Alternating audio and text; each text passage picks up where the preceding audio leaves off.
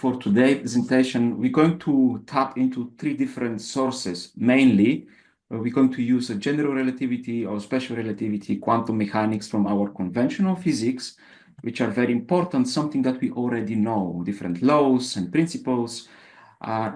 In the other source, it will be from extraterrestrial source, from Bashar, who is from Sassanid civilizations. For those of you who are not familiar, Bashar spent a very long time with us, maybe five private sessions, to help us understand how we can create actual devices that they can manifest higher power output than the input, to create energy in a clean and sustained way with so-called a solid state device, which have no motion inside. There is no mechanical motion, but the fields are only the one that moves and create change and oscillations and resonance, which result in the higher energy as output. So Bashar gave us different tolerances, different materials. Also, he do his best to explain to some degree what are the principles behind those devices and why have to be constructed in that way. But he's allowed to give us maybe 80% because it's a process of discovery. It's a process of transformation that we need to walk, and we need to do our best to understand this 80% that he gave us well enough in order to unravel the remaining 20%. As he say, I'm not here to spilling the beans for you. You need to do your job as well to meet us halfway. But he gave us a lot of vital information. And also, I'm having library of public sessions with Bashar, which is very rich, allow us to search with artificial intelligence, with keywords inside, and be very specific, very easy to find if something is important for this kind of project. So this project, I'm working maybe 4.5, 5 years. And for the first time, really few that I would like to share and to be vulnerable and to share as much as possible. So the second source is Bashar from Sassanid, which is extraterrestrial hybrid civilization. And the third source is Alchemical Manual for this millennium. This is also channeled information from Etty Olson. She received this information long time ago. She didn't want to publish it, and then she feel pressure, she feel impulse like me, and she put this in a script in a book. And there is a very direct link between the knowledge which Bashar shared and the knowledge from Etty Olson. The sources that she channeled, they call themselves the Star People. They keep themselves anonymous. As Bashar explained, the message is more important. What is important is the message itself, not so much the messenger. So when Bashar first revealed what he called the space-time antenna and space-time energy, we had no idea what he meant by that. But in this alchemical manual, they are talking about space and time fields, space and time energy. And it turns out that this is the basic building blocks of what we call potential and kinetic energy in our language. And they have a little bit different expressions of what we have to believe, what we used to believe until now. From their point of view, they are absolutely symmetric, and they are equal in strength and opposite in direction. So these three main sources, we need to crisscross the information, to draw parallels, to link it, to take different pieces and put it together in order to see the big picture and understand how those devices are working, how we can complete the project, and what is a zero-point energy, and so on and so forth. So in the beginning, everything was about zero-point energy to create more powerful output. But later on, because those ideas, they are linked with the structure of consciousness, structure of existence, if you wish, and they allow to tap into many different ideas and to understand many different ideas much better, how to modulate this energy in order to create communication, also how to create different substances and so many different ideas. Everything can be explained based on those principles because they are universal and they are natural and they are like a unified theory. very simple, but they can explain all the different aspects of creation. So it's not only about zero-point energy here, it's about consciousness in general. Everything is made out of consciousness, and we're going to dive into the structure of what consciousness, how the consciousness is structured, how it's interacting with itself. And that's why, for me at least, it's vitally important to talk about this idea. So those are the three sources that we need to combine. In this slide, I would like to play a recording, which is from our private session this year, the last one that we had with Bashar, in which he gave us three keys, three components that are of critical importance of this project, because it's not only about creating new technologies and zero-point energies, but half of that process, it's how we are doing that, how we approach this idea, how we create it. Am I exploring alone at home and collecting the knowledge and doing everything alone? Or am I collaborating with other people, interacting and sharing that information and seeking assistance and collaboration and stuff like that? This is also 50% of the job of that process, of that equation. So I would like to play this recording and then continue to see what is actually tipping the scale for me to share this information. I noticed that when we meditate and when we raise our frequency, I'm more willing and more easy create synchronicities and collaborate with other people.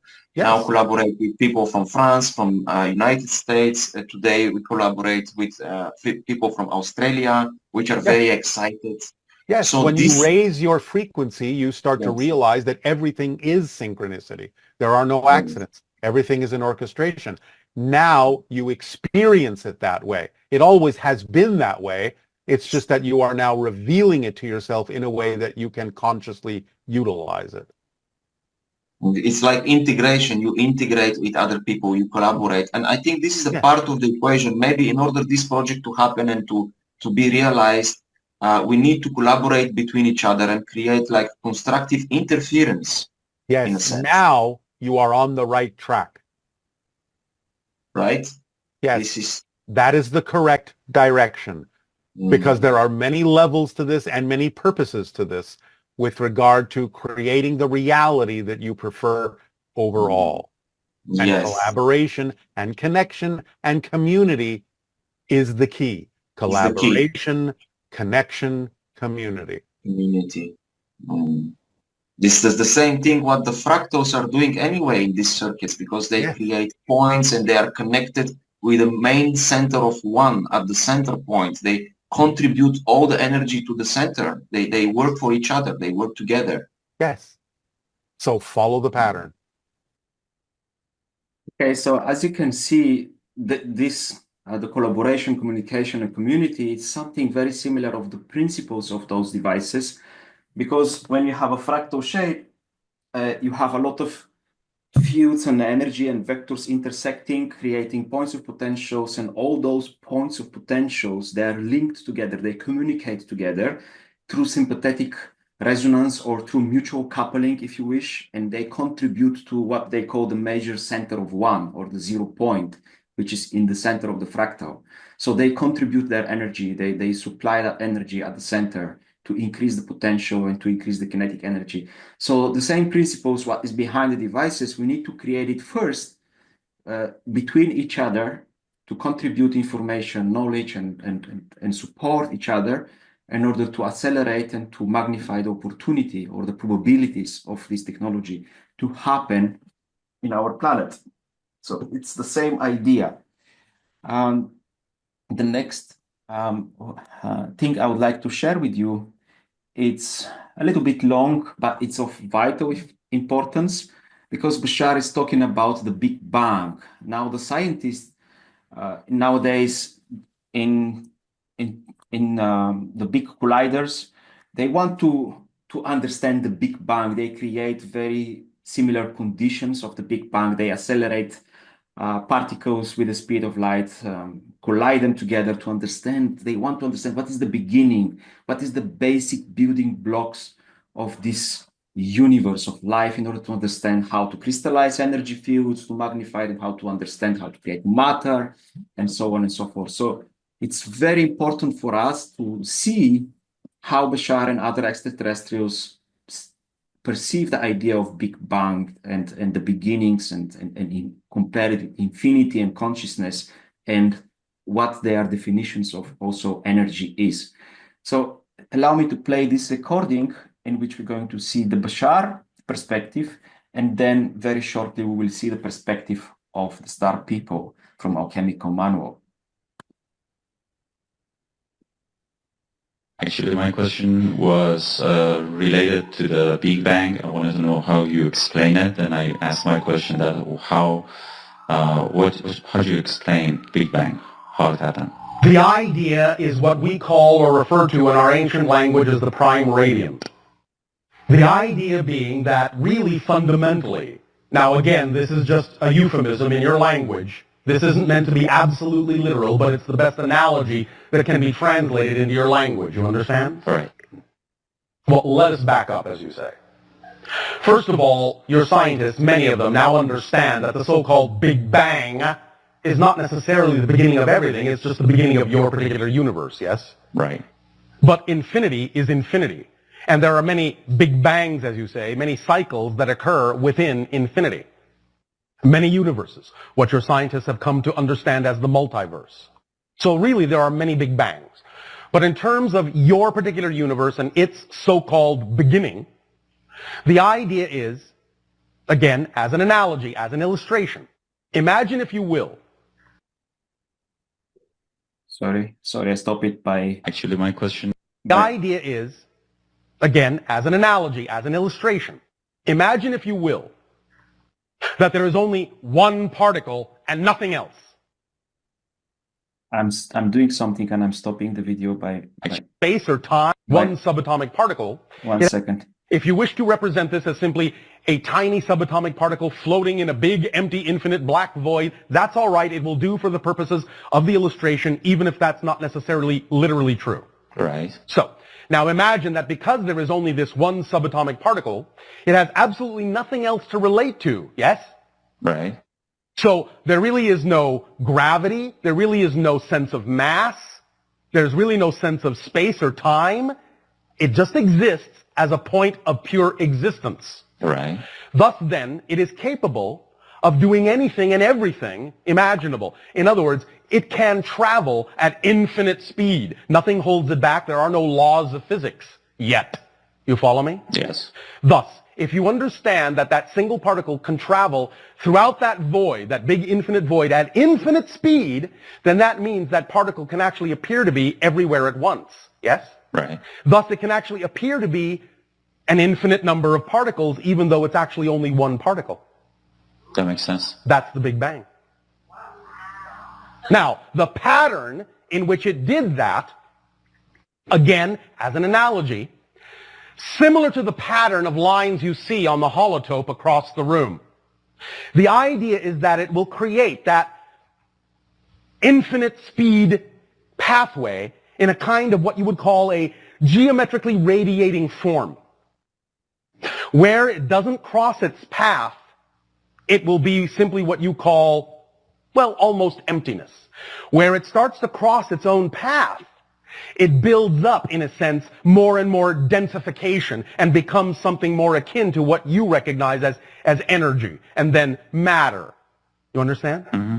So, in a sense, the places where it crosses itself the most creates what you understand as the experience you call dense matter and what you think your universe is made of. But what your scientists are now beginning to explore is the idea that the majority of your universe is made up of dark matter, dark energy that is highly invisible to you. That's right. Well, the dark matter and dark energy is where the single particle crosses its own path less. It isn't as dense, but it forms the majority of the material that makes up your physical universe. Because it only crosses itself a very few times in a very dense way to create that small amount of matter, relatively speaking, that creates all the matter you can perceive in your physical reality. Right. Understand? Yes. And that's also what creates the idea you call gravity and all the forces. In that sense, it is actually interconnected because in a sense it's like a web.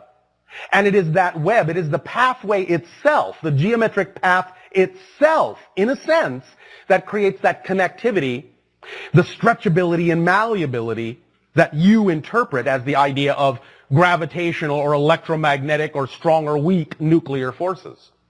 Does that make sense? Yeah, sure. Yeah, sure. All right.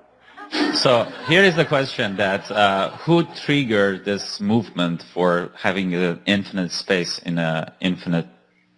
There is no beginning. Means what happened? Some people are saying that God triggered this. Existence only has one quality: to exist. Remember, time is subject to existence. Existence is not subject to time. Time is a creation within existence. Therefore, existence itself is timeless and has no beginning and no ending. It just is. It's just the now. But again, to use an analogy that works in your space-time framework, imagine this, that there is the one, that everything is, but in the state we call the one, there's no reflectivity, there's no self-awareness, it doesn't know itself. But because it does contain everything, it also contains the idea of that which it is, shall we say, not, so to speak. Thus, then, that creates the first separation, the first difference, the first reflection. Right. And as that first reflection explodes, in a sense, from the one that doesn't know itself, it suddenly knows itself. The first reflection, and the one becomes aware that it is all that is. And that is also, on that level, what is behind that expansion, behind that explosion. But the one is not subject to it.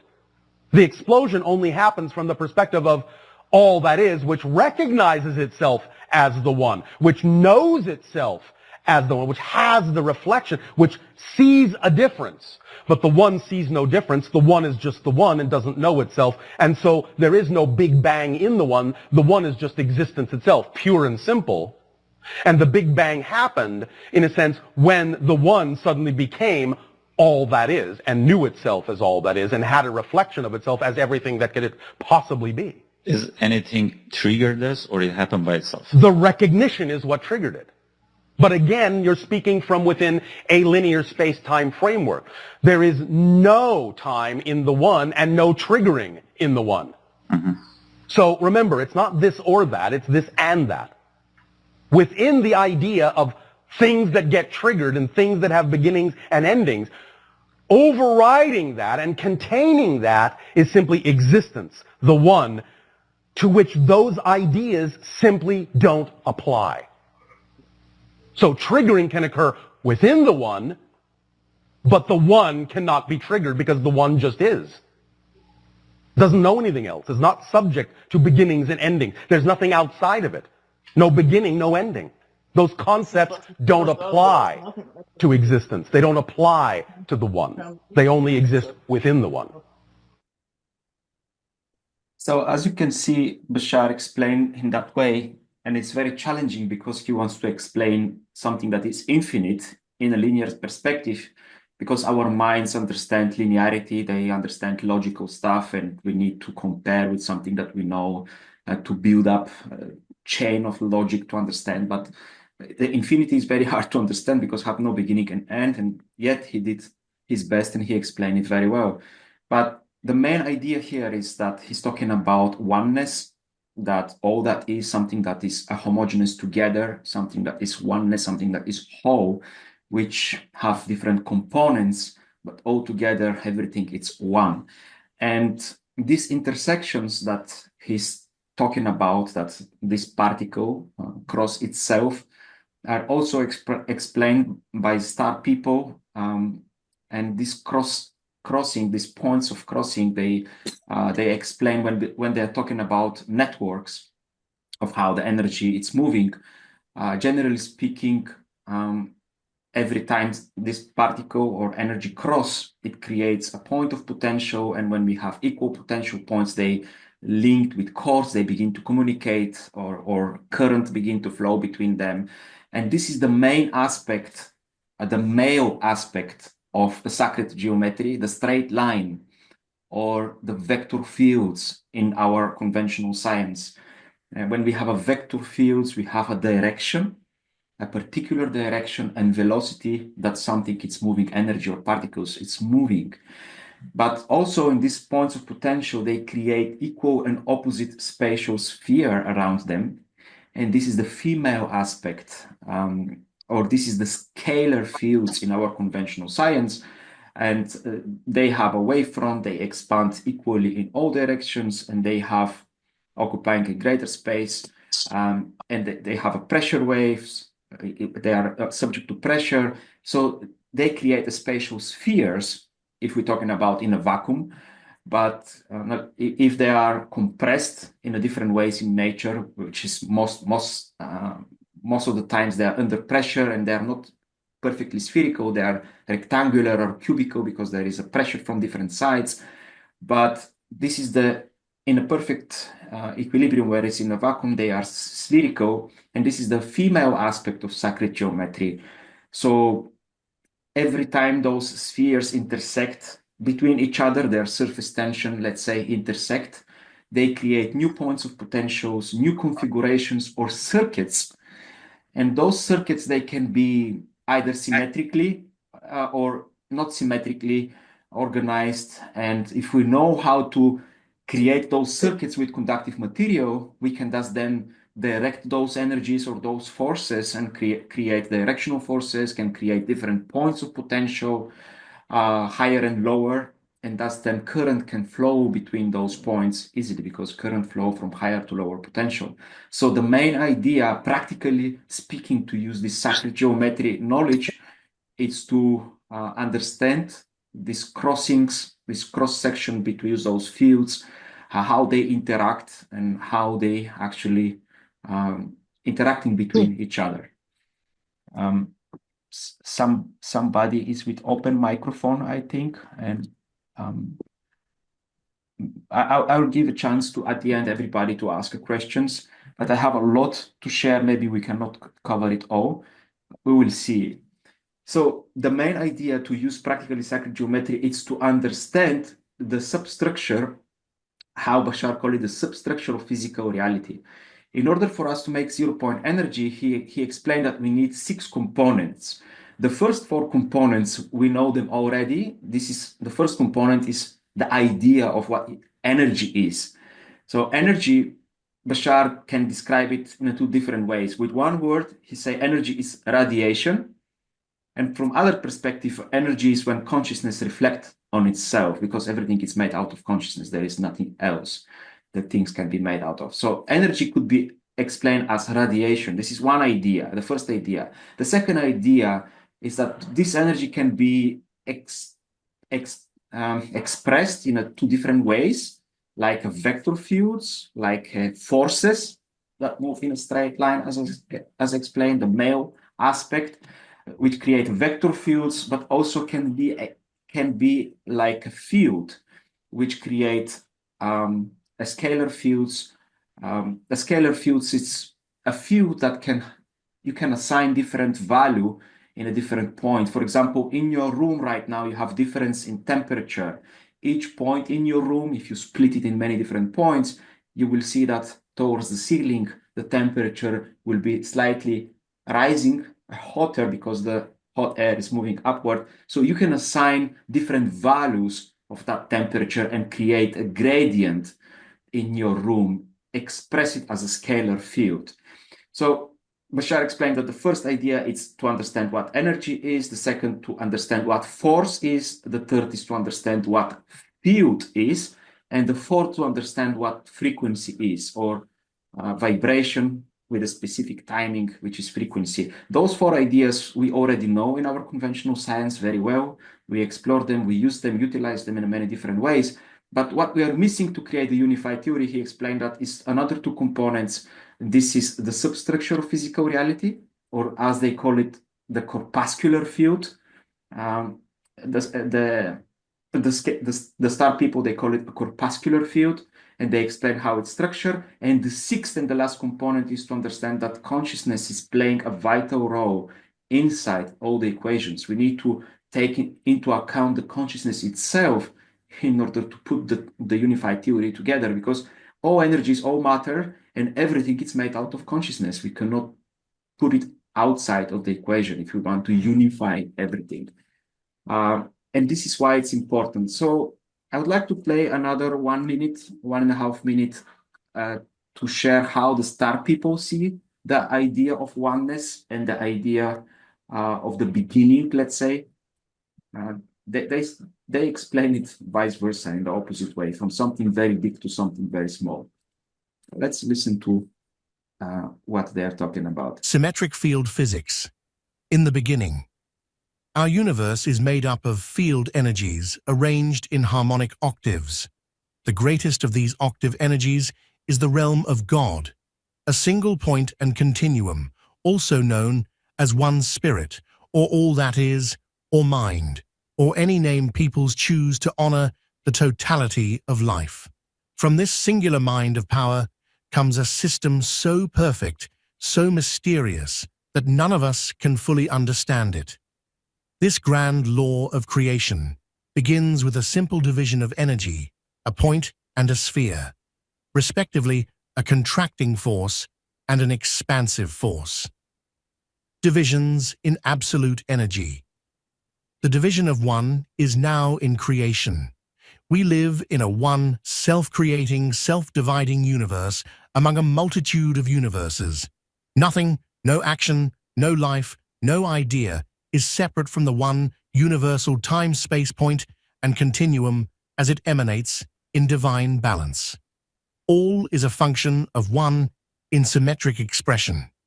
From this system arises the study of alchemical law. One has created a spatial sphere that continues to radiate and a center point that continues to contract. This is the first division of the one. The second division shows the grand sphere divided into two halves, each with a compressed sphere and a center point.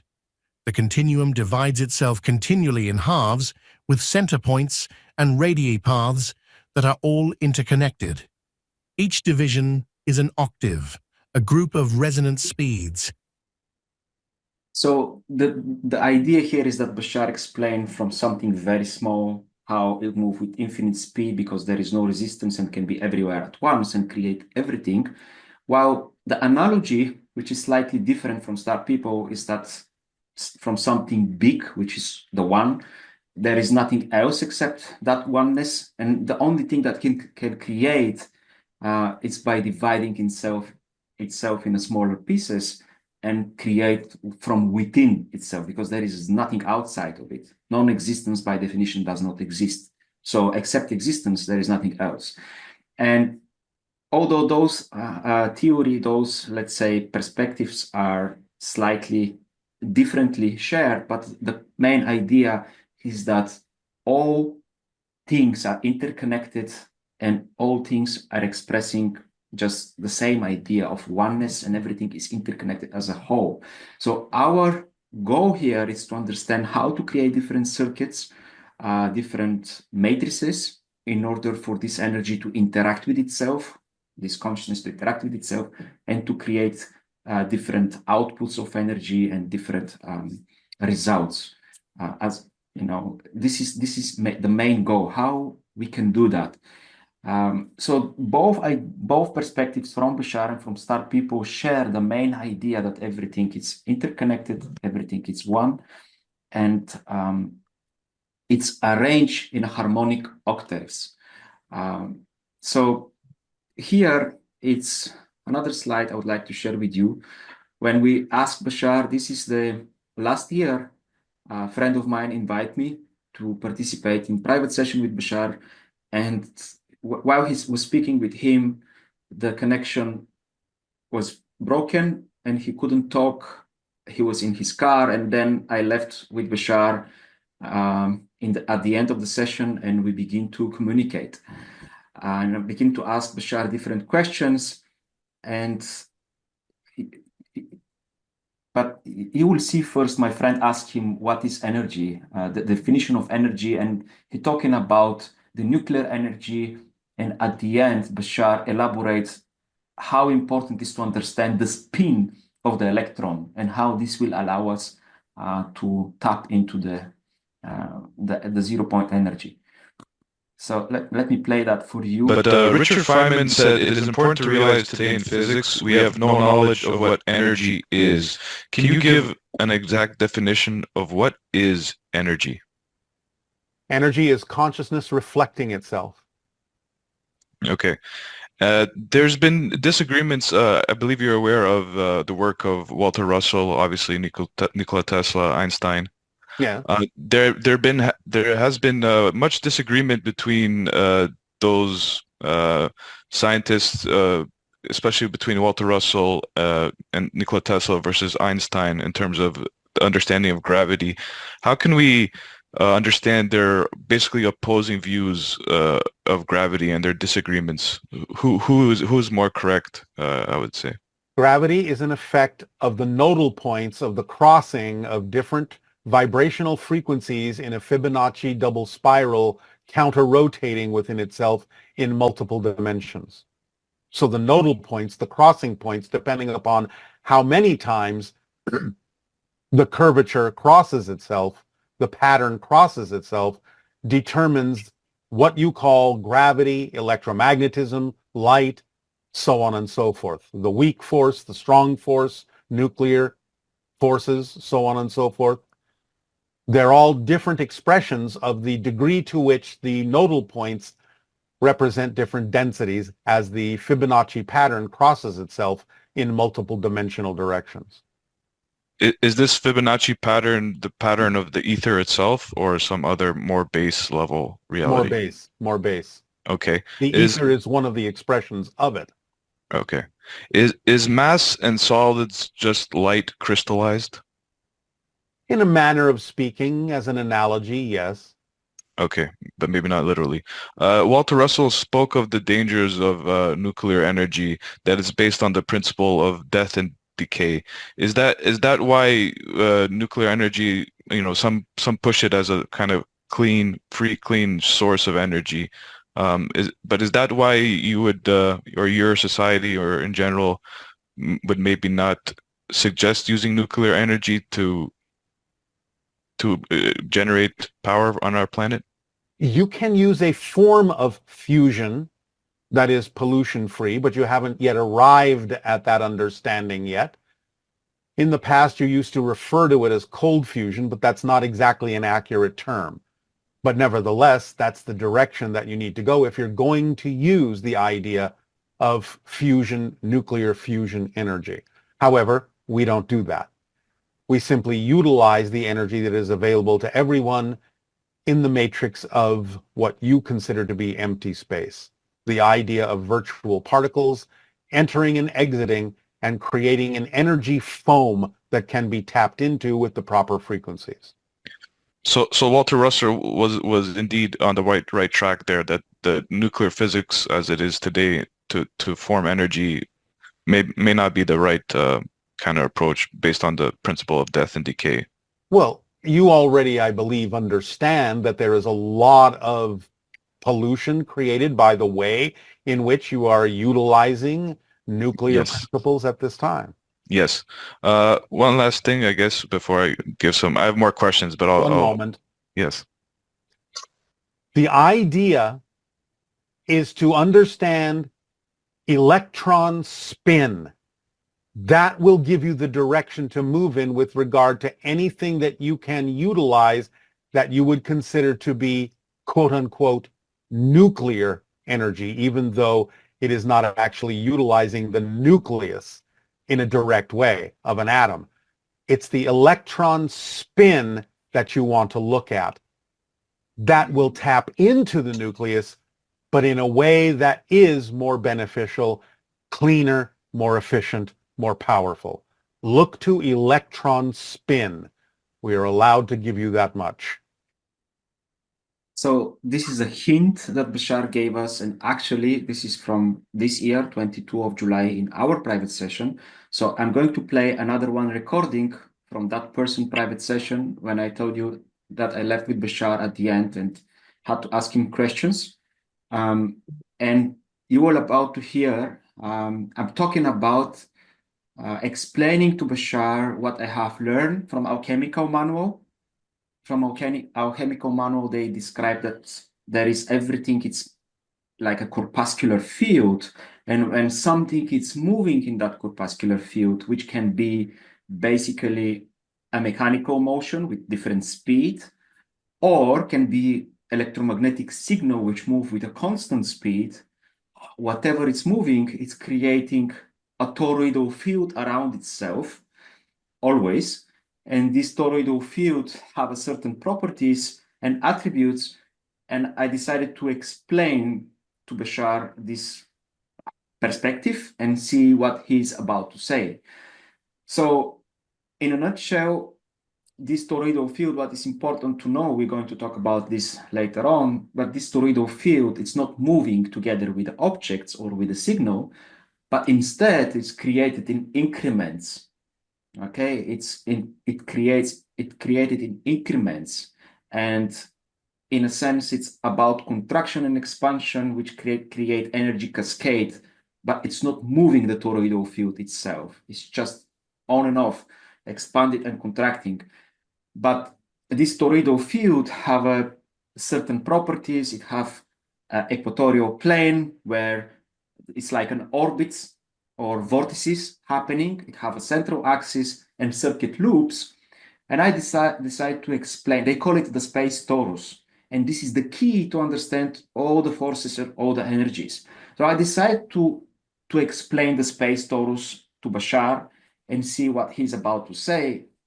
And for my surprise, he said that actually I describe the matrix of an electron. And today I decided to make a research for the spin of the electron, and I find out that actually it fit perfectly the idea of the space torus, and it's exactly it fits in many different ways. This idea of the space torus. So let me play that recording and see. So before I play, it's important to mention that I'm describing here a rotational vortex. A vortex can be rotational or irrotational. If we have a rotational vortex, imagine you have a flywheel. You have 1 meter in diameter flywheel made out of copper. When you rotate it with 1 RPM, with 1 revolution per minute, this 1 meter flywheel, the circumference, if you multiply it by pi, it will have 3.14 meters circumference. The length of the periphery, it will be 3.14 meters. So if you rotate it 1 RPM, 1 revolution per minute, for 1 minute, the circumference will move with 3.14 meters.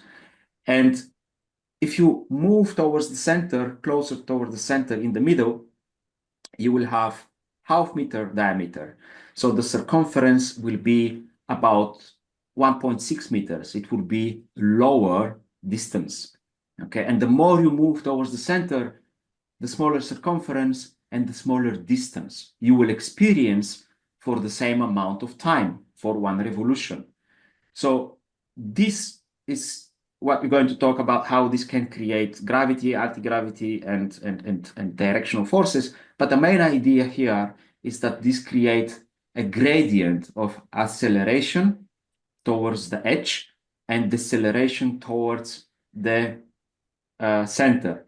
And the reason is because it's moving with the same RPM, with the same revolution per time, but the outer edge experience longer distance comparing with the inner circumference, and a longer distance for the same period of time, it's expressed as acceleration, while at a slower distance for the same period of time is expressed as deceleration. And this can create a gradient of acceleration and deceleration, and can create field diffusions and stuff like that. So this is what I explained to Bashar and about the space torus and he explained that this is the matrix of the electron. Let me play the recording so you can. And that's why this is in a sense creating separation of fields. If they're mixed substances, the ones that are more time predominant, more potential predominant, will be drawn towards the center, and the ones that prefer expansion and prefer higher speeds and they are less dense, they will go towards the other position, toward the circumference. And this is in a sense how the fields separate, how the gravitational fields are created, in a sense, if you wish. Yes. But in this process also, when we have a vortex, any kind of vortex, also perpendicular circuit loops will be created that will travel through the center. They will be bunched at the center, they will be combined, bond at the center, and create central axis in that way. And because of that, they will create also capacitance, because they will pass from one way and enter from the other way. They will create different capacitance, different polus, they will create dipole in a sense. Yeah. So Yeah. this is how you have just described the matrix of an electron. Matrix and of the an connection. electron. Yeah, but An electron. yes, the electron, it's like a particle which have, through the way I see the electron, it's like a particle, it's a point of accretion which have a specific harmonies, allowing certain energy to decelerate with opportunity there. When they have opportunity, they decelerate there, they kind of materialize it temporary. But in order... Yes, but it is also a vortex. Yes, it's a vortex. Yes. Right. And it is the connection between the idea of electromagnetism and gravity. Yes, the gravitational and also the electromagnetic field, they have a similar principles, but the way I see them, they are different only in predominance, they're different in frequency, but both of them, they expand and contract, they serve like communication purpose. So they expand and contract. But it all comes out of the vortex, which are representative of the nodal points that we have talked about before. Yeah. So Bashar explaining that the electron is also a vortex. And here, I'm not sure if you can see this small image. It's an image from the book, Chemical Manual. This is in a sense the magnetic field around the electromagnet, and the circuit loops are happening to the central axis, but on the equatorial plane, we have these vortices. So those vortices are the center of spheres. We're going to talk about the electron, how these relate to electrons, and we're going to talk a lot more about this when we change the alternating current. Those center points, or those vortices that we call electrons, they are released because they are shocked from the center points and they are replaced with the new ones. And this is how we can create electrical current. We're going to elaborate on this in a few further other videos, but the way star people talk about electromagnetic field and gravitational field, it's the same. It's a subject to expansion and contraction, divergence and convergence, and this is a way also how the celestial bodies communicate. And the main idea is that the knowledge from the star people, from our chemical manual, I find out a lot of confirmations from Bashar. When I explain those ideas and those perspectives, he confirmed and he add, in addition to many different ideas, and elaborate and enrich that information as well. And the reason I put this image here is because it's from one of our prototypes, which it's also described by Bashar and fit for these cross sections. You can see the Fibonacci spirals, they're crossing, but not only crossing themselves, but the cross sections increase with density towards the center. So in each cross section, a new point of potential is created. And when you have an accretion of those intersections towards the center, you have increased potential. And when you have increased potential towards the center, then you increase the charge of this field and the current flow from high potential to lower potential. So it wants to expand. So we will talk about this a lot in the future meetings and videos. Just wanted to share that what star people are talking about the space torus, we already begin to elaborate in our science, the spin of electron is in this image. And you will see in the future videos why the polarity is north in this way and south on the other way, because this spin is driven from a space field or from kinetic energy, and it has certain polarization which can be predicted. Yeah, let's keep it more concise. In this slide, there is a person which talk about 0-point energy with Bashar and ask him for clue how we can begin to utilize this technology, how we can begin to build it. And let me play the video and then we can elaborate on that. So one of the things that I would like to do is to encourage cleaner forms of energy on the planet. Encourage more safe. How? By implementing. How? By getting people together who have knowledge on the subject. All right. Have them cooperate. Have you started to do this? I have Yes I've or started no to research. will do. Yes started or research, no will do. Started to make some connections. All right. Can you accelerate this? Is this part of your excitement? Is this an expression of your joy? It is. And then? And I would like to ask you, how could, what forms of energy, you mentioned before that the SSINI people were talking about sharing with us. Yes. A clean method of generating energy. And we have begun to do so. But you can do your own investigation into the idea of what the individual on your planet Tesla knew, and you can explore the idea of fractal geometry with respect to the idea of fractal antennas. Is that related to Pavlita's research? Partially, but not totally. Okay. But the idea is that with an understanding of fractal geometry, you will understand how to tap into the energy field of your planet, the energy field of the universe, and step that energy down fractally into a modality you can handle.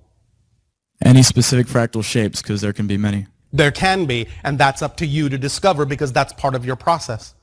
You can start with the understanding of triangles and tetrahedrons because they are the underlying foundational structure of the construct of physical reality, but that's all we are allowed to say at this time without, in the sense, shall we say, spilling the beans. Would Sierpinski triangles be on the right course? They would. Okay, thank you. And how much power, percentage-wise, can solar, geothermal, and wind generate in the region of Japan, because it's not sunny all year round? It depends upon what devices you create that convert those kinds of energy into something you can use. Obviously, your technology can improve in those areas vastly. But again, you will in time find that you will not necessarily need to even rely on those if you understand what we are talking about in terms of tapping into and, in a sense, stepping down and transforming higher electromagnetic energies that are available to all of you all the time. These energies permeate you constantly. How does electromagnetic differ from electromagnetic? Electromagnetic is, in that sense, the context that it extends up into what you would call the spirit realm. And it is not just a physiological domain manifestation. Is this measurable? It is. With our current equipment? No. How do we get there? I just told you. Fractal antennas. Okay. They will not only be the idea of the devices, the base of the device for converting the energy, they are also the basis of being able to even sense the energy. On the subject of silicon, which we talked about earlier, yes. Would that be on the right course? Or some of these devices may be able to take advantage of amplification through specific manipulations of the substance called quartz. Again, that's as far as we will go for now. Okay. Look to the ancient understanding of the utilization of quartz to gain a clue. I see. Thank you. Now, thank you. So when we're talking about fractal antennas here, it's not only because they explained that the energy is arranged in harmonic octaves, and the fractal antennas will be a devices, three-dimensional fractal antennas will be a devices or matrices that can step down from a higher energy octaves to condense like when you cool a steam to condense the water, to crystallize it, to densify it into electromagnetic, from etheric energy into electromagnetic. So not only the fractal antennas will be able to make this compression, this fusion of light or electromagnetic signal, if you wish, but also they will be able to detect that kind of energy, which is hard to detect with our current equipment like oscilloscope and other equipments. So this exploration of fractal antennas can lead to many different avenues we can explore, and not only to generate, but also detect this kind of energy, and also allow us to communicate, create different modalities, different modulations, like multidimensional modulations, like a three-dimensional or multidimensional modulations of that energy, very precisely, very dense modulation, with a lot of information inside of those fields, and transfer it through resonance in an infinite distance, not with the speed of light, but in a different way. So the other thing I was just reminded to share, it's in this previous slide, when we're talking about the space torus, you have on the circumference like an orbits, a vortices, but you have also a circuit loop. And those two energies, those two fields and motions, they create a resultant.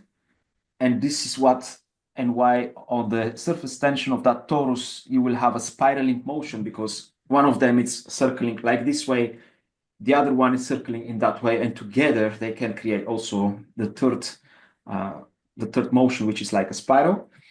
And also they expand and contract, which is not evident here. So just wanted to share that. This is also why the spirals, what you see here on this device, it's like a space torus, but it's flattened. It's like a pancake. It's under pressure. But even though if it's completely flat, it will keep the same properties and can be used in the same way, like if it's three-dimensional.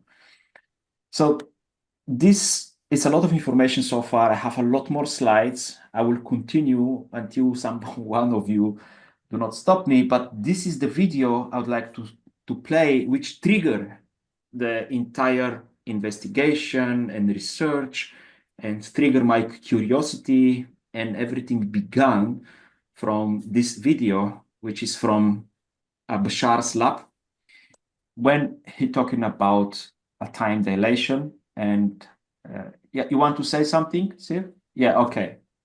Go ahead. Hey, hello. I just had a question because I've also been reading the alchemical manual. I was wondering if the electromagnetic field is the same as the universal time and universal space fields in the book. Yeah, I think it relates also, but also he explained that etheric field or electromagnetic field is like an aspect of this intersection of the prime radiant. So most probably it's kind of an aspect of them. These universal fields that they're talking about, the book, it's like the basic template or underlying fields. But the electromagnetic or etheric field will be most probably like kind of aspect. Maybe they are more based, as he say, more based fields. But even the star people, they explain that they do not fully understand the universal space and time field in the book. If you read it carefully, you will see that even they don't fully understand this. So are you saying that you see that the electromagnetic field is below or is even more fundamental than the universal space and time fields? I could not say that with certainty. I do not want to speculate here. So I do not want. I wanted to say that I felt some resonance when he was talking about, and you were sharing also about electromagnetic and about the resonance in the octaves, and then basically having these shapes that go fractally into more dimensions and therefore tapping into a resonance that is then channeled, and the antenna is then picking up beyond the barriers of our dimension.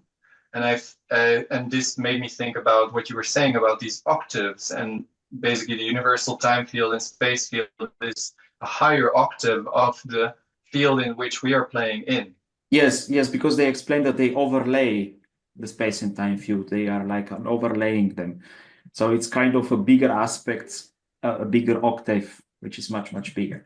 Yeah, but that's very nice. It really begin, if you ask these questions, it means that you really spend time with the book, and it's very hard to understand. I'm reading it 20, 30 times, and I'm still struggling with chapter 11 and other chapters to understand some kind of ideas. Yeah, I would love to spend more time speaking about the alchemical book, and it would be really lovely to develop a team of people researching the material in it. Yes, because yes, it's so valuable. Absolutely. We're going to talk about in the future videos and elaborate on different principles, first electromagnetic and then anti-gravity, and compare this with the devices that we are building here to see how these ideas can be expressed into components, into technology.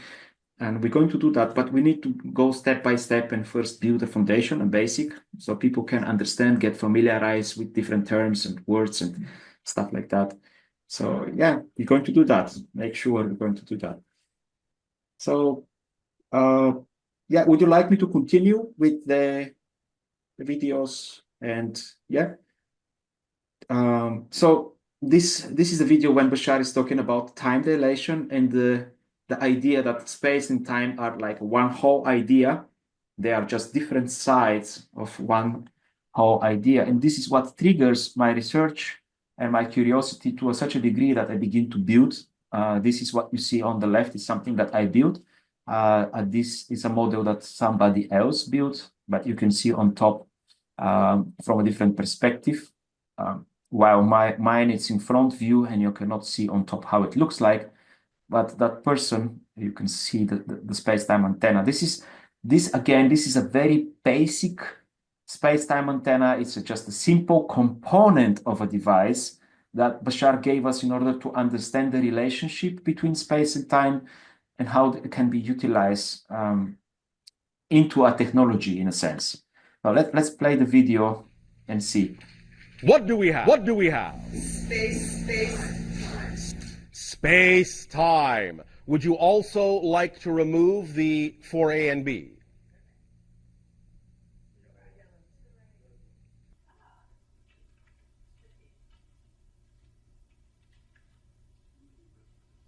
What do we have there? A little space-time graph. All right. Now, let us explain. We have talked about this briefly before. You may sit, thank you very much. The idea is, you already know from what you call your science of relativity, or some of you may not know this, that there is an effect in your reality called time dilation. That when you move, let's say in a spaceship, faster and faster and faster and faster, and approach what you call the speed of light, which is simply, in a sense, the border of your particular reality. Doesn't mean you can't actually travel faster. It's just the border of your particular reality, just the threshold. But in your physical reality, while you travel in your physical reality up to the speed of light, the phenomenon called time dilation is noticed to occur. What this simply means is, the faster you move in space, the slower you move in time. Time slows down. This is what creates the twin paradox, as many of your scientists have expressed it, so that if you imagine there are two twins that are the same age, and one steps into a spacecraft and goes out into the stars and travels very close to the speed of light, time for them on the ship will slow down to the point that when they come back, they may actually be many, many, many years younger than the twin who stayed on Earth, who will have aged in the meantime. The idea to understanding this is to understanding space-time as a 100% idea. There can only be 100% space-time. So, if you are traveling at 50% of the speed of light, then the idea is that you are using up that much space. There's only 50% of time left. So you can only experience half the time. The closer you travel to the speed of light, you're using up more and more of the space of space-time, and there is less and less of the time left. So you only experience a little bit of it.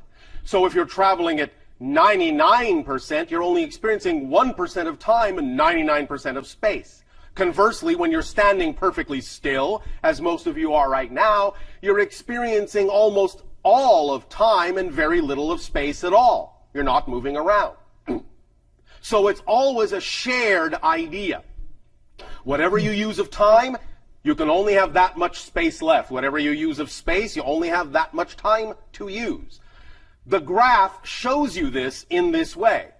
The line is all of time at one end, all of space at the other end. And when you start moving and expanding your use of space from zero into a cone that widens, then you have very little time left. But when you go the other way and use all of the idea the other way, then the cone moves in the other direction. It's just an expansion cone. I'm using very little here, I'm using a lot here. Using very little of this when I'm using a lot of this, but when I'm using a little of this, I'm using a lot of that. So it's just a double cone going in this way to show you when you are using a little bit of this or a lot of that. You follow me so far? All right. Now, this is also the key to building a space-time antenna. A device that actually uses space-time energy that you can then learn to translate into different forms of energy if you wish, such as electricity or light or heat or whatever you wish to do with it. The space-time antenna actually takes the form of this graph of the two intersecting cones. So if you imagine in your mind right now, let's say made out of a spiral copper wire or a spiral tube. Imagine starting on the ground and imagine bringing the tube around in a circle and then spiraling it upward, getting smaller and smaller in circumference. You're describing a cone. You're spiraling up to the tip of the cone.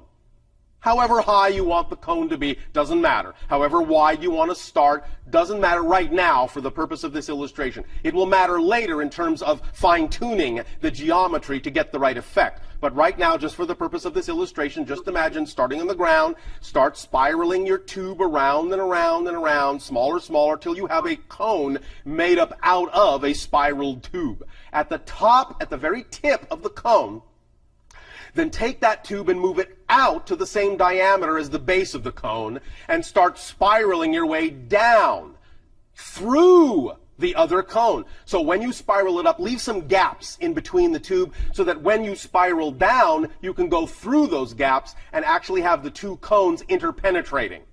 Until you get all the way down, now you're inside the base of the first cone, creating a downward facing cone, and you get down to the tip at the bottom and then bring that out and connect it to the base of the other cone. Now you have two interpenetrating cones, one facing up, one pointing down. In a sense, it's almost like the idea of the Solomon seal, or what you now call the Jewish star, the six-pointed star. If you look at it simply flat on, it will sort of appear a little bit like this idea, although not quite exactly. But it's the idea of two interpenetrating triangles. When you create this kind of a resonant device and you do it where the cones are actually angled at their apices at 33 degrees, you will be able to actually have a space-time antenna. Depending upon the quality of your material, the number of windings, the size of the cone, and what have you, and other conditions, you can actually cause this cone with a little bit of an electrical charge to start resonating at a certain frequency that will amplify that energy by drawing down from space-time energy and thus then giving out more energy than you're putting in. So, this diagram, this space-time diagram, shows you literally graphically how to create a space-time antenna for those of you who might be interested in playing with this idea as a fun home experiment. Well, this is where our children start. So have some fun. Explore with it if you wish, it's up to you. Or use this idea by imagining it simply in your imagination and play with what that shape does when you get it in your mind's eye in terms of opening you up to other levels of communication as well, because you can use it that way too. You don't have to physicalize it to get an effect within your own consciousness, but you can physicalize it to get an effect in physical reality. So play with it however you wish. If you also do it in your mind, and you see that shape in your mind, if you can also learn to view it three-dimensionally and start turning it, rotating it in your mind, and see it in different angles, that will absolutely heighten and increase your ability to tap into other dimensional frequencies as well. So play with this however you wish. And have fun. Have fun. Have fun. So that was the video that triggered my exploration and my research. And this idea of time dilation, it's actually very real and very practical because we already use in our current technology. The one way we use that, it's in our GPS system. We have different satellites orbiting higher orbits, moving with approximately 17,000 kilometers per hour, which is a good speed. And when you move with such a speed, the time starts to slow down. You experience tiny bit of time dilation. So the clock on that satellites, they need to be adjusted. It's about approximately 7 milliseconds every day. They are slowing down because of that motion of that satellites. So those clocks, they need to be adjusted. But there is something else. Time dilation can occur when you have a strong gravitational field, not only when you move very fast. And this is, we're going to explain in the future videos why this is happening. But in the Earth, where are our phones? We are in the strong gravitational field, stronger gravitational field than the satellites. And this slowing time also. But the gravitational field slow the time a lot more. In our case, it's about 42, 43 milliseconds approximately. So we need to extrapolate time dilation of the satellites and on the ground to take from the ground time dilation, the one from the satellites, and we're going to end up with 35 milliseconds, maybe a day. The phones or the devices in our Earth the time will be slower. So this needs to be adjusted, because if we do not do that, we won't have precise location. The satellites won't work, the GPS system won't work correctly. We can be lost by using our GPS systems. So this is a very practical utilization of the idea of time dilation in our daily life. It's not just a theory or some kind of theory that Bashar is talking about. This is something that we're using practically. But in the space-time antenna, it's very important that he says, when you have a higher speed, you experience a lot of space and very little bit of time. In the alchemical manual, they explain that space and time energy or space and time fields are defined by the speed. The speed, it's the gradient. It's what determines the predominancy of either you have more space or more time field or energies, as they call it. So in this way, the speed is very important. It creates the predominance. And if the speed also relates to distance, as we explained it with the rotational vortex. So when you have a conical shaped coil, on the tip of that coil, you will have a very small circumference, very little length, and the length of the loops will increase towards the bottom more and more and more. And the bigger the length of these loops, you will have more inductance. The bigger the size of those loops, it will be the bigger of the length of the wire, and this it will result more inductance. An inductor, it's an electrical component which is storing energy in the form of magnetic field. If you go towards the tip, and the opposite will happen, the capacitance will increase. The distance is smaller, the capacitance will increase, and capacitor, it's an electrical component which stores energy in the form of electric field.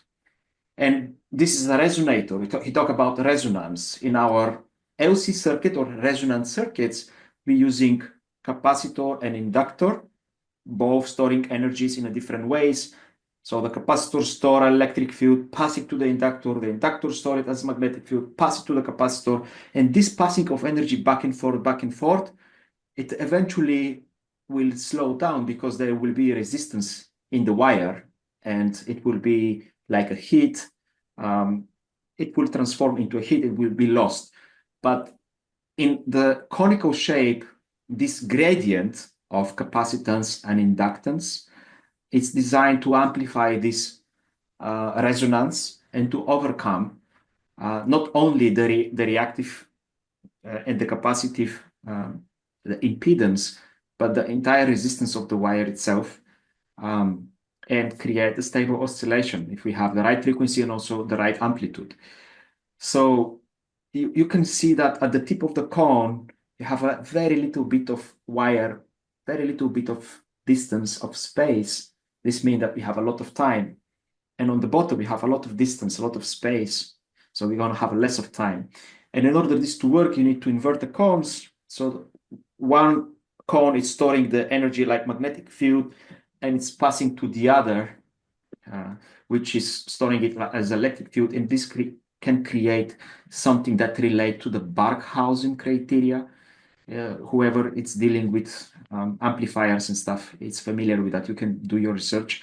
But the main idea is that this is a kind of to tap our feet into the water to understand the relationship between the distance, between the shapes, and how they can interact and how they are connected, the resonance and stuff like that. So it is a very basic device. There are central rods that are missing inside and other components like resonating chambers, tetrahedral and stuff like this. But it's the first prototype that sparked our research. And later on, Bashar gave us the advanced version of the space-time antenna, which can actually produce a zero-point energy and can be utilized to create and magnify the entire electromagnetic field of our planet. But the conical shape is just to play and to understand the principle, not to create. He said that you are missing the guts. You don't know what is inside and outside. So it's not complete.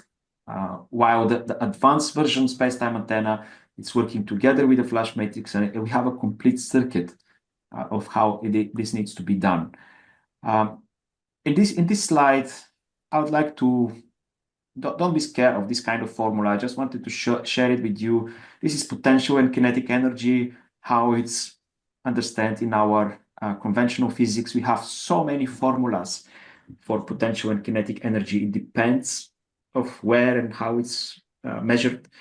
But I would like to simplify this for you and those people who have never ever explored the idea of kinetic and potential energy to understand what they are in a nutshell. So a kinetic energy is when we have mass, when something has mass and it's moving and have motion. Usually it's expressed, the most famous formula is the linear kinetic energy. So it's half of the mass multiplied by velocity squared. Let's remove all the numbers and just leave the mass and velocity. So the mass, when something has mass and it's moving, we say that have kinetic energy. That's it, simple. The more you increase the velocity or the speed, the higher kinetic energy. The more you increase the mass, also, you will increase the kinetic energy. So the main idea here, you need motion, you need distance, you need, in a sense, a space for this to happen. And motion, the more you increase the motion, you will have more space, as Bashar explained, and it will increase the kinetic energy. And this is so simple. So kinetic about potential energy, it's important allocation. Here we can see the formula of gravitational potential energy, which is described like mass, when the object have a mass. Let me see if I can have something to illustrate that. So this ball have a mass, and when I lift that ball 2 meters, this is h, it's a height, and g, it's the gravitational force. So gravity, it's a forceful field that is pushing downward. Every object is pushing it downward with 9.8 meters per second is accelerating every object. So gravity is force that is pushing downwards. So you have a forceful field that is moving downward. So if I have a mass object with mass and I move it opposite to that force of gravity, 2 meters in height, I will create potential energy. But I need to keep it in a single location, in a single spot, to generate that potential energy. Because if I release the object will start to fall, it will have a mass and speed, and this potential energy will be converted into kinetic energy. So to have a potential energy, you need a location. You don't need motion. You need just to keep it there, to spend time in duration. Okay, so the higher the the distance I move against the grain, against the gravitational forces, the more potential energy I can store in that object. So what will happen if I take this sphere and move it left or right on the table? Am I going to create potential energy? No, because when I release the sphere won't drop, it won't move, it won't create force or do work in a sense. So it needs to be against the grain, against the forces. It could be gravitational force, it can be spring, it can be a ball that you want to shoot the arrow. It has to be against the grain, against the energy. And then you have to stop it and stay and spend time in that location, to spend time in duration, we say, in order to create a potential energy. And this is why a potential and kinetic energy can be seen that they relate to space and time, because potential, you need location and spending time there, not moving. And for kinetic, you need motion. And this is one of the reasons why star people call potential energy space field, because the greater the motion acceleration, the more space you travel. That's why they call it a space field. And for potential energy, the more time you spend in one location, it's more potential energy is stored. This is when you have accretion of mass. When you have accretion of mass, you have some heavy object, and it's difficult also to move them. And this idea can be seen in many different perspectives. In the nuclear physicists, they see that there is half-life of the substances. In a sense, the substance lose half of the mass, let's say for 10 years, because the substance inside is made out of a space and time field. According to star people, there is internal pressure. And with this internal pressure, the substance is losing mass. This internal pressure causes quantas of energy to escape in a regular basis, so precise that can be used as a clock to measure a half-life. So in a sense, we can relate a potential energy to what they call closure or deceleration or storing into a point, into a location, that energy. And that's why they call it time field, because it's decelerating with opportunity towards a point. And the space field is accelerating in with equal strength in the opposite direction, occupying a greater space, a greater volume. And to understand even better this idea, you can see and take a water as an analogy, and the water can be the only substance that can be in 3 different states in our planet. If it's in the liquid state, let's say the water is in a neutral state. But if you heat the water, you add, in a sense, heat. This heat can create motion. The molecules start to vibrate very, very fast, faster and faster and faster. They create friction. And this creates the water to, after certain threshold, after 100 degrees Celsius, to become a steam, to be under pressure, to expand and to occupy a greater volume in space. So we can say the water now, it's a space predominant. It's occupying a bigger space. It has a less density. And because it has less density, have less resistance, and can move it with faster speed. Okay, in that way. So speed, distance, volume, they all relate to space field. That's why they call it space field. But if we cool the water, If we cool the water, the bonds between the molecules, they'll begin to tighten, and it will be subject to closure, and we will store this energy, we'll cool it down, we condense it, we compress it, we kind of contract it, and it will begin to densify and get cooler. It will be colder, and it will be harder, and it will be very difficult to move. So according to star people, a time field or potential energy is responsible for creating the bonds of all energy, all matter. And this is, in a sense, how to understand why they call it a space field and a time field. When you touch the ice actually, it's taking the energy or the temperature from your finger, and you experience this like a cooling effect on your fingers. It's just a storing, it's pulling in the energy and is storing it towards itself, like compressing it.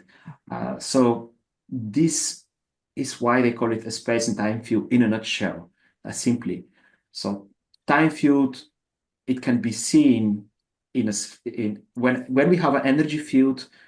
Usually it will take a form of a sphere, and the time field, the way it moves, this potential energy, the way it moves, it's moving like a vector field through radial paths. You can see these blue vectors.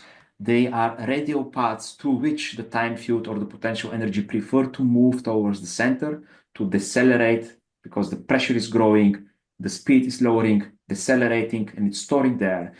And this is one of the 0 points that they're talking about. This 0 point at the center, when the energy is stored, it's not empty space, it's very dynamic place where the energy is then transformed and converted into kinetic energy and express and explode in all directions at once with wavefront, like a spatial sphere. And it's growing, growing, growing until it reaches the limit of its speed, start to circle on the surface tension, and then that's the second 0 point in which the kinetic energy is transformed into potential energy and go back towards the center in a vector field lines, but it's expanding like a scalar fields and is contracting like a vector fields in a sense. So this is why they call it a space and time field, and this is how it relates to kinetic and potential energy, to speed, acceleration and deceleration and location. Maybe this won't be perfectly clear, but I promise that we're going to make other videos and expand on that, of course, if you wish. And there is 2 videos, maybe I can play one of them, which Bashar elaborates on the conical shape in general, in this particular format, and he explained why the apex is 33 degrees and how this relates to Fibonacci golden proportion. Would you like me to continue if everyone is here, because I feel that there is a lot of information. I would like to share it all. Maybe just to make a break and see if you have any questions before we continue, or... Hey, Krasimir. Yeah, hi. Thanks for the info. I've got lots of questions. You did have lots of information that you dropped. Firstly, how much longer are you going to keep going? Yeah, I don't know, but there is the plenty of presentation? information here. Maybe, you know what, maybe I will keep going, and then at the end, I will leave time for questions and answers. So we keep the flow and we keep the information, because I have a lot to share. I was keeping this for a long period of time. Yeah. So, but that's what I'm saying, because you kept it for a very long time. So there is a lot of information that you're dropping, and we've been at this for about an hour and a half. And I don't know how everybody else is feeling, but there's so much information just in this hour and a half. It might be a good time to pause and get the questions and then maybe continue next week or at another time. Or do you just want to drop your whole library today? Yeah, I will continue. I feel that I would like to continue, and I will see. The material will be, doesn't matter how long I have time. If some of you have no time to continue, you can log off and join in the next video with his questions if you want to take notes, and we can also elaborate if you don't have a chance to continue. You can do that in the next time. So great. Just letting you know, I'll have to leave on the hour. I host a weekly podcast, half past the hour. I know we haven't chatted in a long time, so about an hour from now, I'd be no worries. But I'll have to leave worries. in 30 minutes. But I'm still curious to keep hearing what you have to say, although I would like to hear other people's questions. All right, lovely. Thanks. Yeah, so let's continue with this because we build the momentum here, and the knowledge is relevant. Look at this diagram. The base line is 13 units. It's 13 wide, if you wish. The one above it, 8, the one above it, 5, the one above it, 8, the one above it, 5, the one above it, 3, the one above it, 2, the one above it, 1, the one above it, 1, to nothing, to 0, as you say. Notice in this way that a line has been drawn from the corners of the base of 13 units, going all the way up until they just touch the corners of the first unit, made out of 1 unit, and come to a peak. You all see this, yes? All right. Just to stop here and elaborate, this square, it's 13 units each side. The next square, it's 8 units each side, following the Fibonacci sequence. The next square, it's 5, 3, 2, 1, and 1, and so on. So when you divide 13 by 8, you will have 1.618, very close to the golden proportion. And when you divide the bigger square to the smaller one, every time you're going to have the golden proportion. So the bigger the value, the more precisely you would be close to 1.618, which is the golden proportion. Does this remind you of something? It is not so much the idea of the pyramid as it is the idea of the cone, but this specific ratio, this specific dimension, this precise shape, size, and form is the wizard's hat, the witch's hat. That's the cone, the exact cone. It is representative of the idea of, at the apex, bringing the non-physical etheric spiritual energy down into physical reality. This is the antenna that does that, specifically. Vibrationally, its ratio, no matter how big, no matter how small it is, but this exact ratio is the exact relationship vibrationally to the etheric energy to bring it through like an antenna. It is keyed vibrationally to the appropriate frequency of etheric energy to bring it into physical manifestation. That's why it has been ritualized and come to be known as the idea of the sorcerer's hat. For in this way it is the manifestation energy, bringing from the non-physical into the physical, what you have relegated as magic. The idea of transformation and the creation of reality, the instantaneous manifestation of the idea into the thing, of the thought into the form. Literally, this can be built as a device, depending upon the materials, whether they are conductive or of other various materials, and depending upon the size and depending upon the placement on your planet, can literally be constructed as what you typically call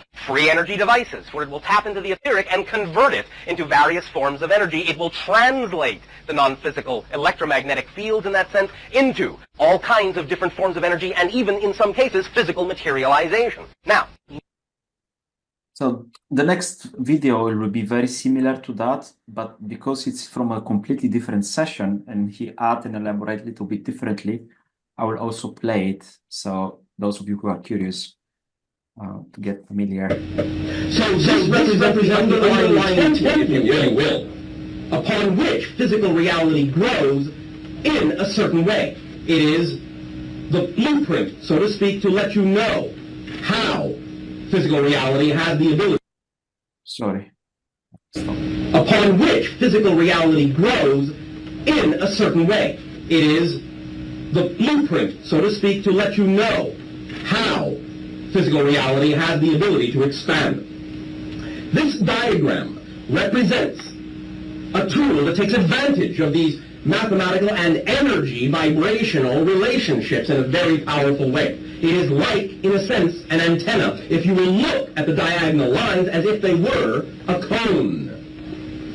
Now, what is the first thing that this might represent to many of you? If you will observe the idea of this particular shape, you will see that it is constructed by the utilization of the creation of forms that represent the first 7 levels of the Fibonacci sequence that go from 1 to 13. The sequence being constructed by simply adding the previous 2 numbers to get the next one. So you see that when you have the 3, you add it to the 2 to get the 5, you add the 5 to the 3 to get the 8, and so on until you arrive at 13 for the first 7 levels, so that it corresponds to the idea of the 7 chakra systems in physiological reality.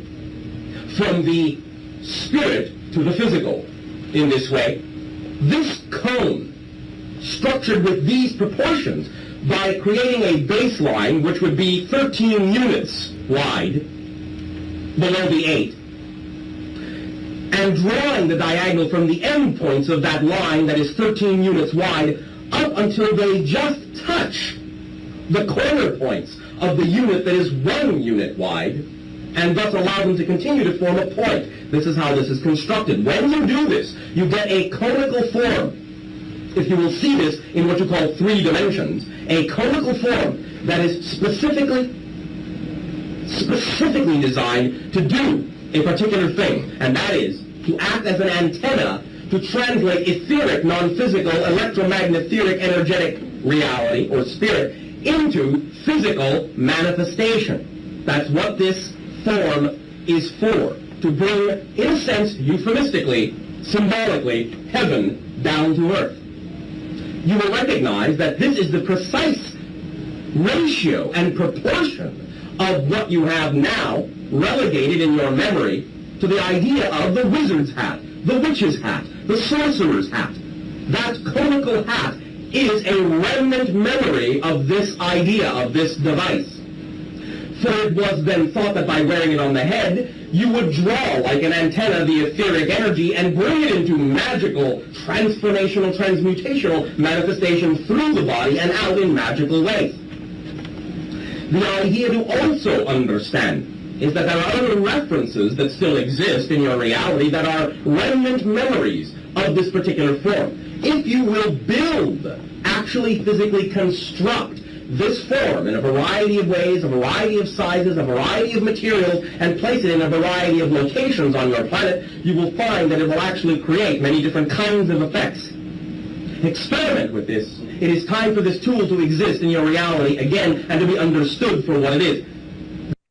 So as you can see, this idea of Fibonacci sequence of 7 squares is also aligned with our chakra systems. Our chakras are like vortices, and they have different frequencies. The lower frequency are towards the bottom. The wider the square, the bigger the wavelength. This means the lower the frequency. So this cone, in a sense, is like relating not only to our chakra systems, it's kind of acceleration gradient it's creating, in a sense. So it relates to acceleration, it relates to speed.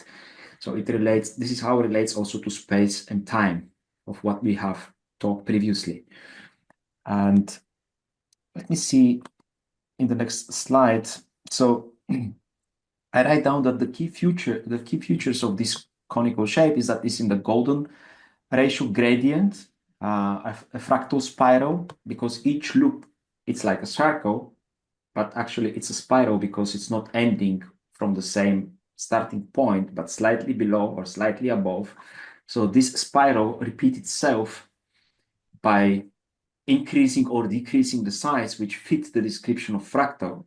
And that's why it's a fractal antenna, because it repeats the pattern of the spiral. So it's a fractal spiral, it's a gradient of capacitance and inductance, as we talked previously. And it's relating to the Barkhausen criteria. And here I asked Bashar about the inductance and capacitance when he confirmed.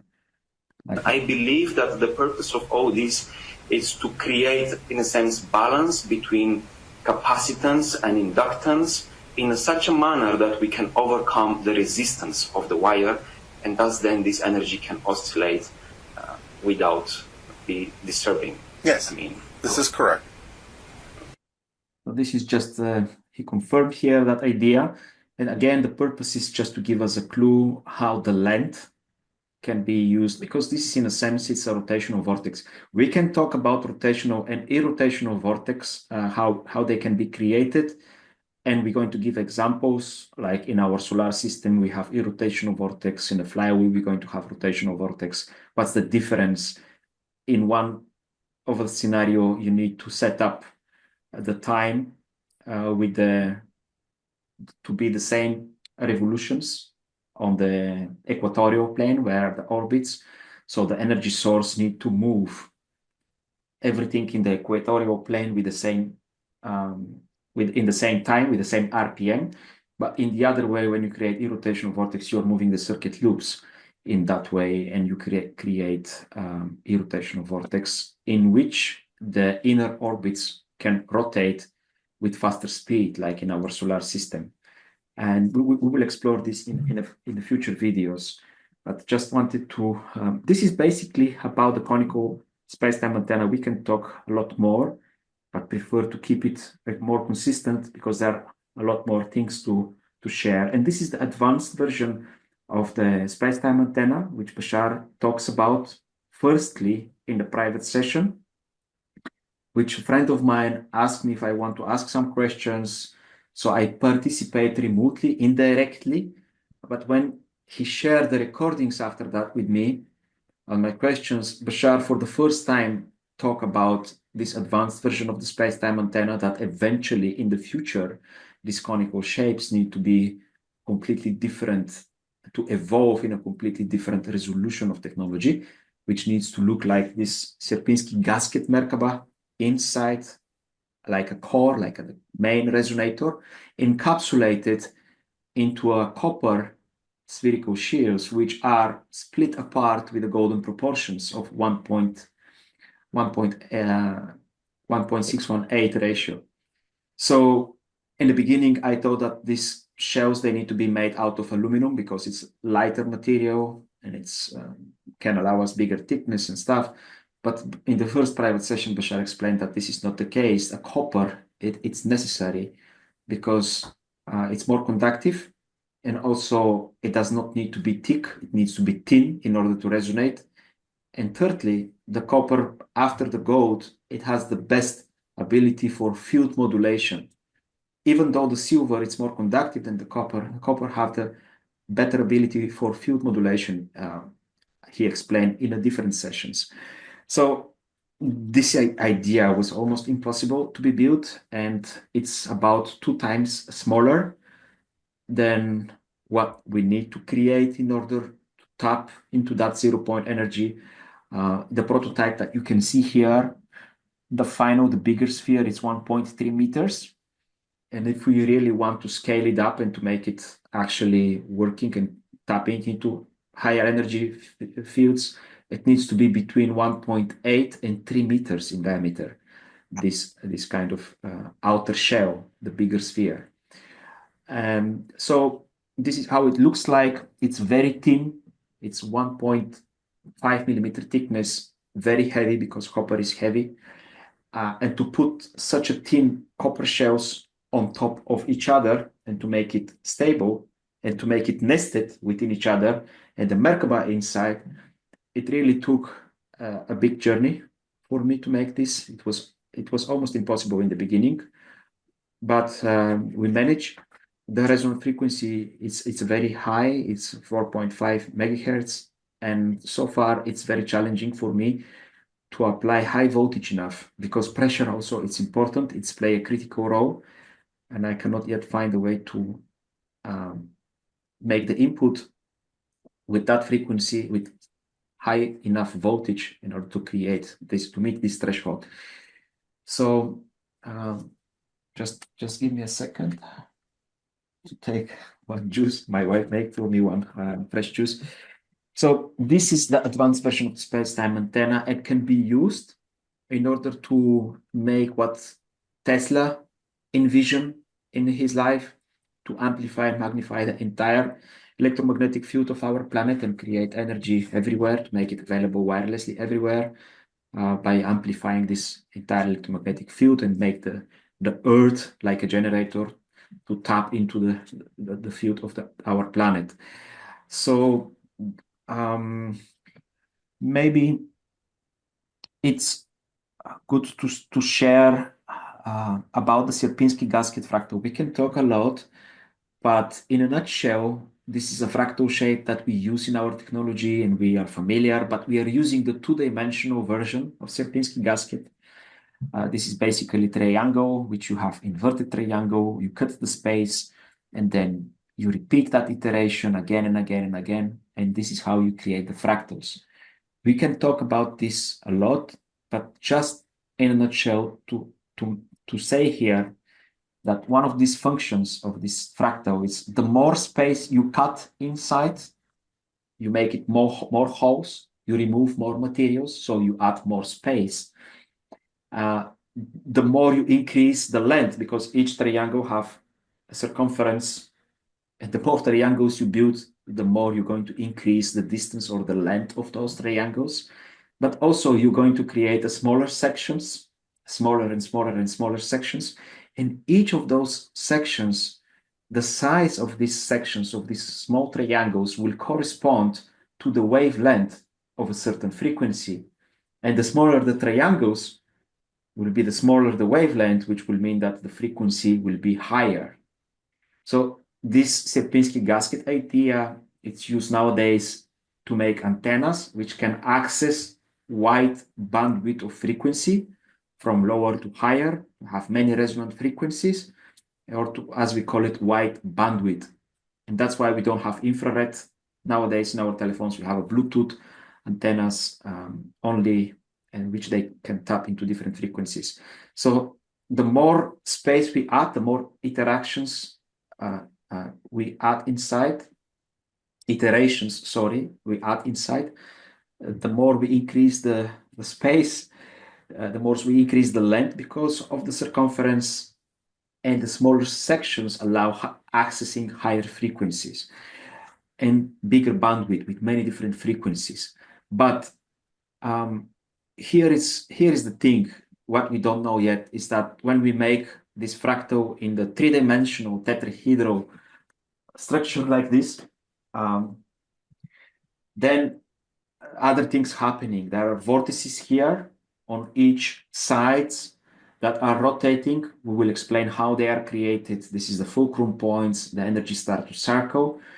And because the vortex have the slowest point at the center and less radial motion, a current prefer to flow and move there because the current follow the path of least resistance. So if the vortex on that side is rotating clockwise, through the right-hand rule, the time field or the potential energy will go inside. But also, this will create vector forces, directional forces. But also, in each side, if those vortices are rotating clockwise, they will create a resultant of a space story, and this resultant will swirl the apex on counterclockwise direction, and the current will move out from the top.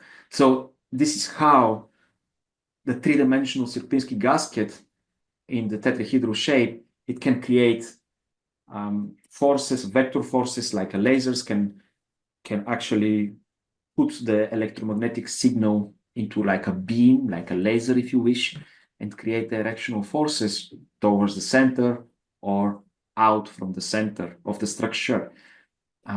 Because it can create a resultant, this space story that they're talking about. They give us the knowledge how this space torus can interact with itself and how creating resultant and so forth.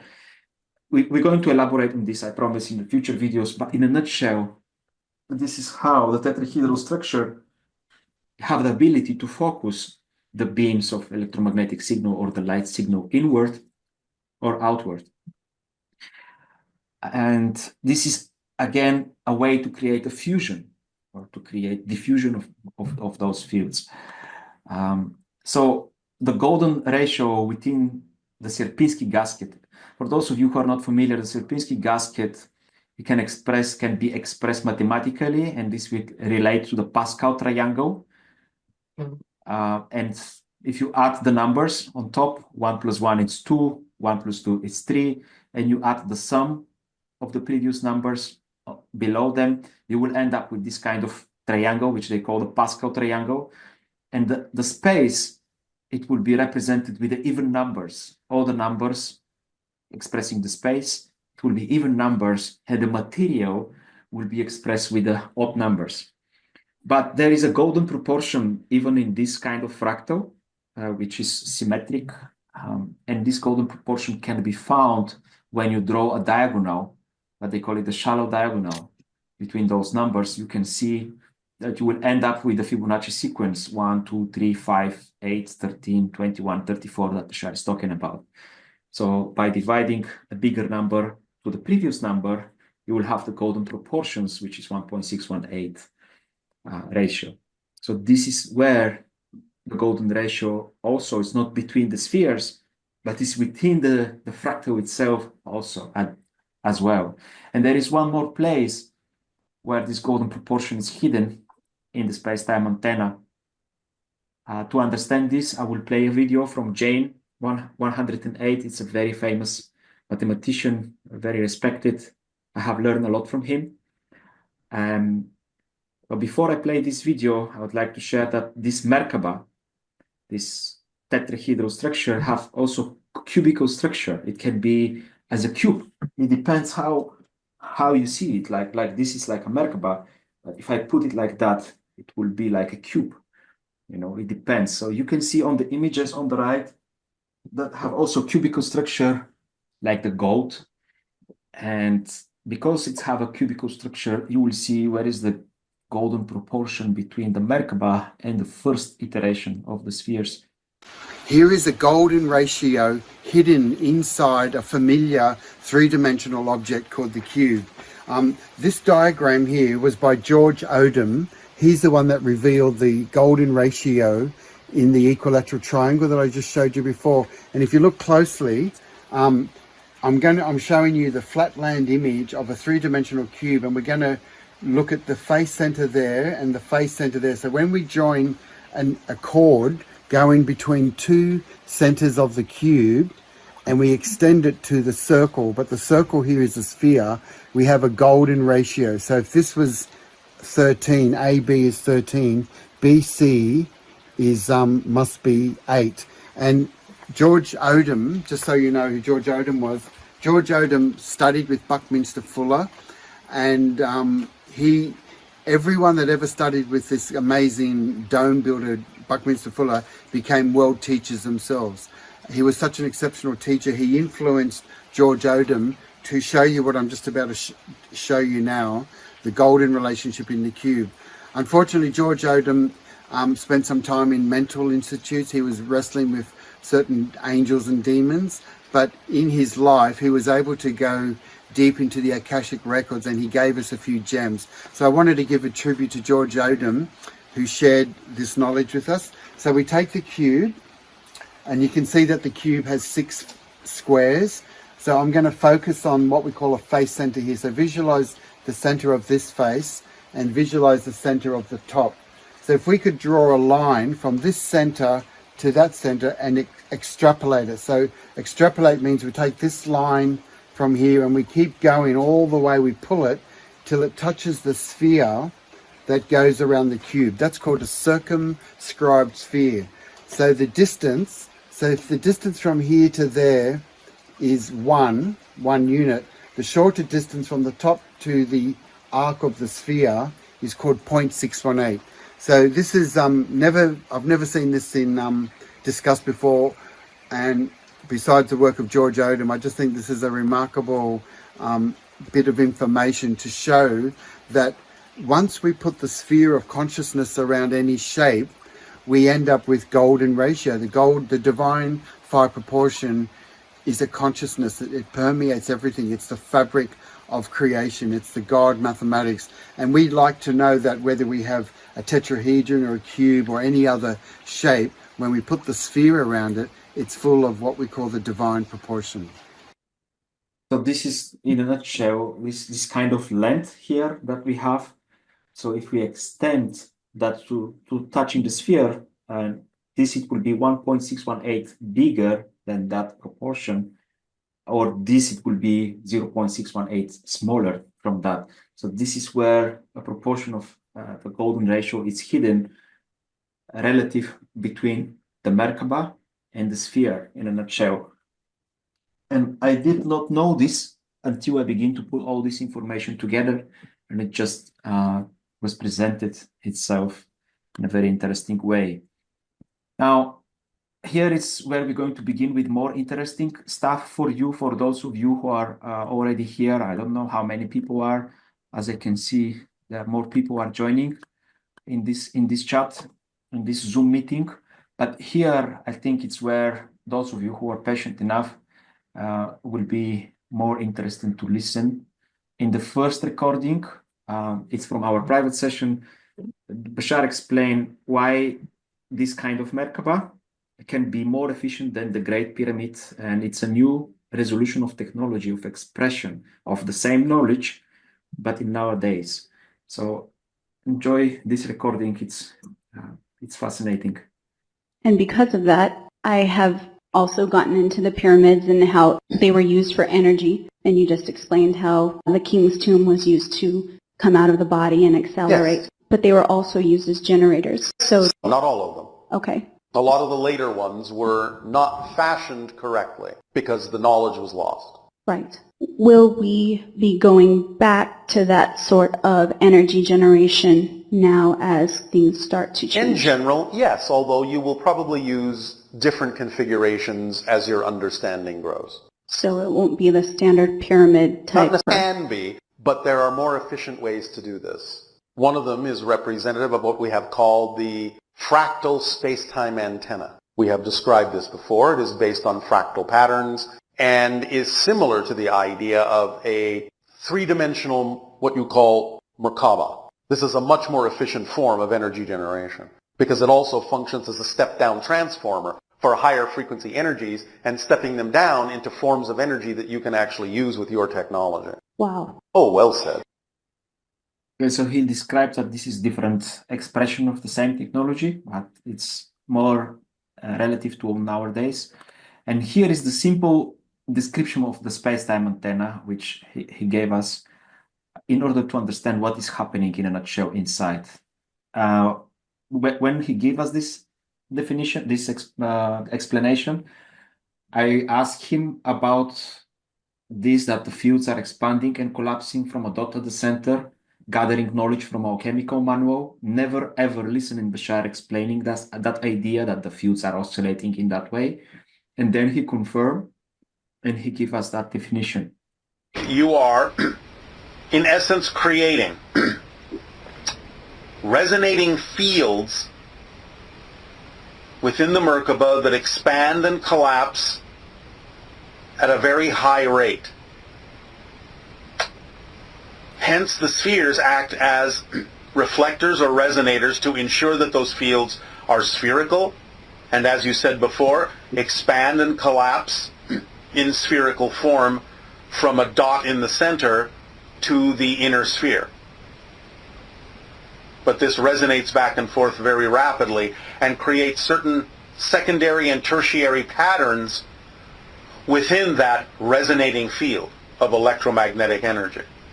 And those resonating patterns are reflective and representative of the different levels, different frequencies of energy that are being drawn into the Merkaba, being that it is a fractal antenna.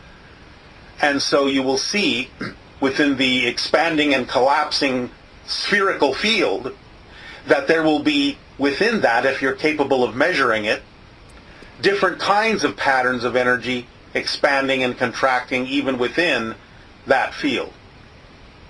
Is this making any sense in your language? Yes, yes.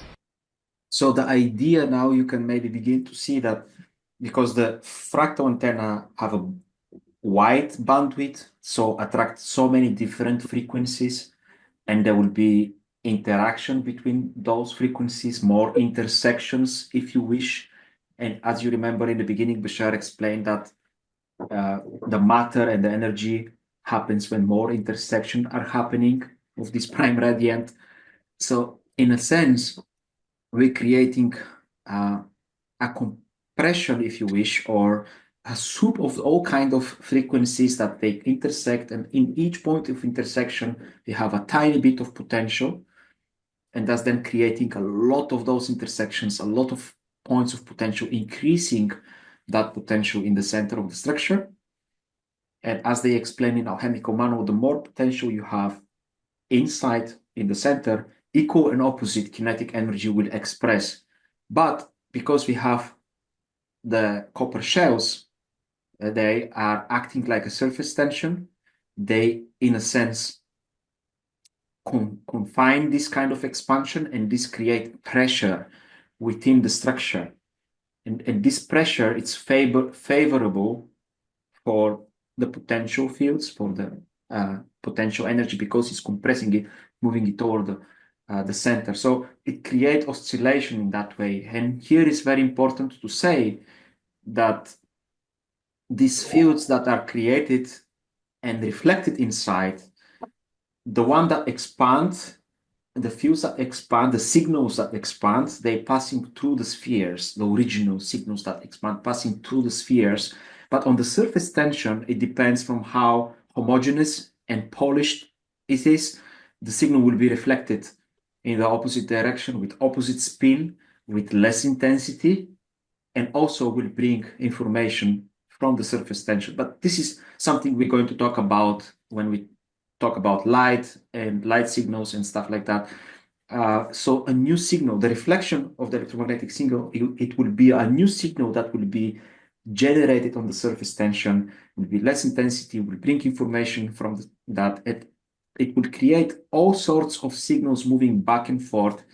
And when the potential is increased, there will be a spark gap between the Merkaba and the first sphere, the smaller one. And the fields there will be discharged, like in the capacitor of a Tesla coil. The potential will be discharged and then collapse back again and expand. And this will create oscillation. And in this spark gap is when the conversion of etheric energy or electromagnetic energy, it happens into electromagnetic energy, according to Bashar. And in this spark gap is where this conversion is happening. But for that, we need to work with, I believe, with much higher voltages to bridge this air gap. It's to work with thousands of volts. And this is the next challenge. So the next recording you're about to listen, it's again from a private session with him. And I would like to pay attention of his voice, of his intonation, when I mentioned that a pressure is happening inside. Because from alchemical manual, I knew that this space story that they're talking about, the toroidal fields, the space story, they are actually pressure waves. And when you increase the potential in the structure and you confine that expansion of those space story, you create pressure inside. And when you have a pressure, this is relate to tension. When you have a tension, this relate to higher pitch and to higher frequency. If you tighten a string of a guitar, you increase the tension of that string. And then when you plug it, the frequency will be higher, the pitch will be higher. And they explain that in this kind of resonating fields, when you have a pressure, when they are under pressure, they become corpuscular, which means in a Lines term that they divide themselves into a smaller part with equal volumes, which result in a higher frequency. So, and they call that also frozen motion. But the idea is that when you increase the pressure, the fields divide, you increase the frequency and the potential also. And this relate pressure and tension and high frequency are relative. They relate to each other. They're interconnected. So listen to Bashar's voice and his intonation when I mentioned that pressure is happening inside. I didn't knew that from him. Right? I knew it from the book. So let me play that recording. As I understand, the device has to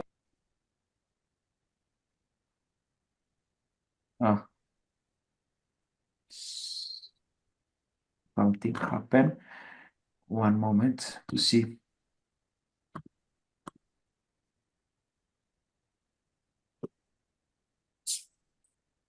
Something. Okay. As I understand, the device has to attract a specific kind of frequency, and thus then the Merkaba, the Sierpinski gasket inside, because it's a fractal shape, maybe it has to amplify those frequencies and create something like a pressure. Yes. Like, and thus then this pressure, because has to go out, the only way to seek out is through the central rods. Yes. And it's going out, and by going out, creating a circuit loop. Yes. Circuit loop through which it's passing through the spirals of the flash matrix very, very fast, maybe thousands times per second. And thus then these spirals, because they are displayed in a specific way, they make the hemispheres polarized. They polarize them. they create... sort of. Not exactly staying polarized in the way that you might mean that, but things will flicker back and forth. Remember, this is about amplification. It's all about setting up a resonance within these chambers. So this is when we mention pressure inside, he actually say yes, much more in a convenient way, and it's all about resonance. In these resonators, it's all about resonance in order to tap into the higher octaves, and thus then attract, because the fractal can expand and contract infinitely. They have this ability to modulate the fields in a spherical manner to expand. And then attract them back when they collapse, to attract them and to concentrate them, to fuse them into energy. So the way that the star people explain this process, it's very, very simple. And to understand, they give the analogy of fire. They use analogy of fire to understand what's the difference between radiation and electromagnetic signal. Radiation being energy and electromagnetic signal. So if we have a fire, the fire will radiate energy around. It will be with various speeds, different speeds, in a very limited area or volume around the fire. You can feel it like a heat. But this heat, this radiation, it has the ability, they describe how it's setting up a signal. And this signal, it's like a messenger, which brings the message from that event. And this signal, it's moving now with constant speed, and it's traveling infinite distance. It can be contained for a while in only two extreme conditions, in extreme heat and also high voltage, high frequency, which can create toroidal fields, which are very flattened. They call it for fun magnetic dinner plates. But the main idea here is that if radiation or energy source can create electromagnetic signal, which travel with constant speed and infinite distance, then we can use vice versa. You can use electromagnetic signal to concentrate it, to fuse them, and to create back an energy source or radiation, as Bashar explained, because in other videos, he gives definition for energy in one word as radiation. So if we can create from radiation electromagnetic signal, then from electromagnetic signal, we can create energy, and this is with fractal shapes, with conductive material, which can fuse those signals.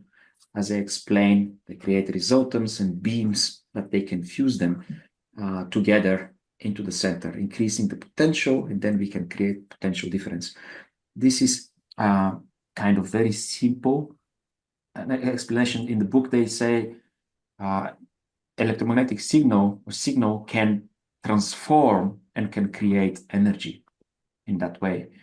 So this is the second device that Bashar is talking about, and we begin to work with him from the first, maybe second session, but he did not reveal that this device is actually connected in the same circuit with the SpaceTime antenna.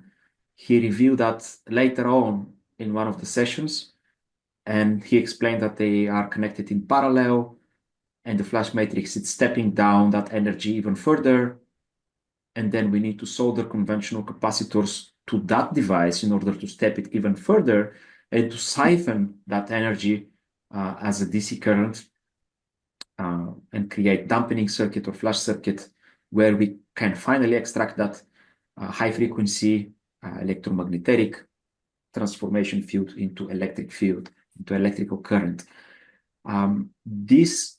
It's a very important device for me, very significant, because they explained that if our scientists understood the principles of these Fibonacci spirals, counter-rotating, they will be able to create all sorts of energy devices, different devices. And also, he explained that Fibonacci spirals relate to gravitational fields, to consciousness, to intersection.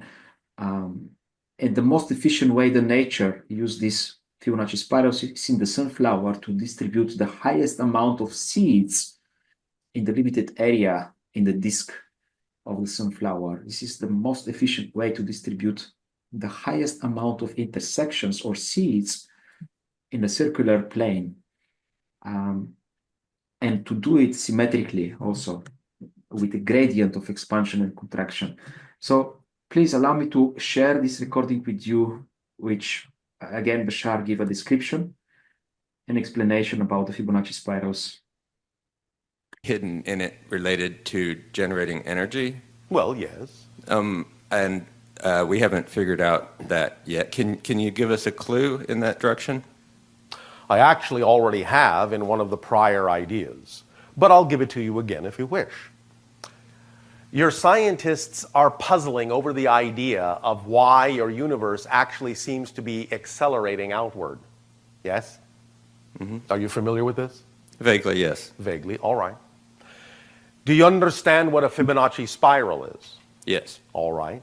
If you imagine in your mind a Fibonacci spiral going what you call counterclockwise, yes? Yes. You'll see that it stretches out quite rapidly, yes? Yes. If you now imagine overlaying on that another Fibonacci spiral going clockwise, yes? Yes. You kind of start getting the idea of that flower of life as these points cross each other, yes? Mm-hmm. But as these points cross each other, because the spirals are expanding, they cross each other at farther and farther and farther and farther points. Yes? Yes. And yet the spirals exist within the same time frame as each other. So by creating more distance between the points in the same time, that's called acceleration. Mm-hmm. By understanding this idea of what we have recently called dark gravity, which is the idea of the anti-Fibonacci spiral structure, they will begin to understand exactly how to tap into those gravitational waves in a way that will accelerate their process of creating all sorts of different kinds of energy devices. There's your clue. Thank you. You're welcome.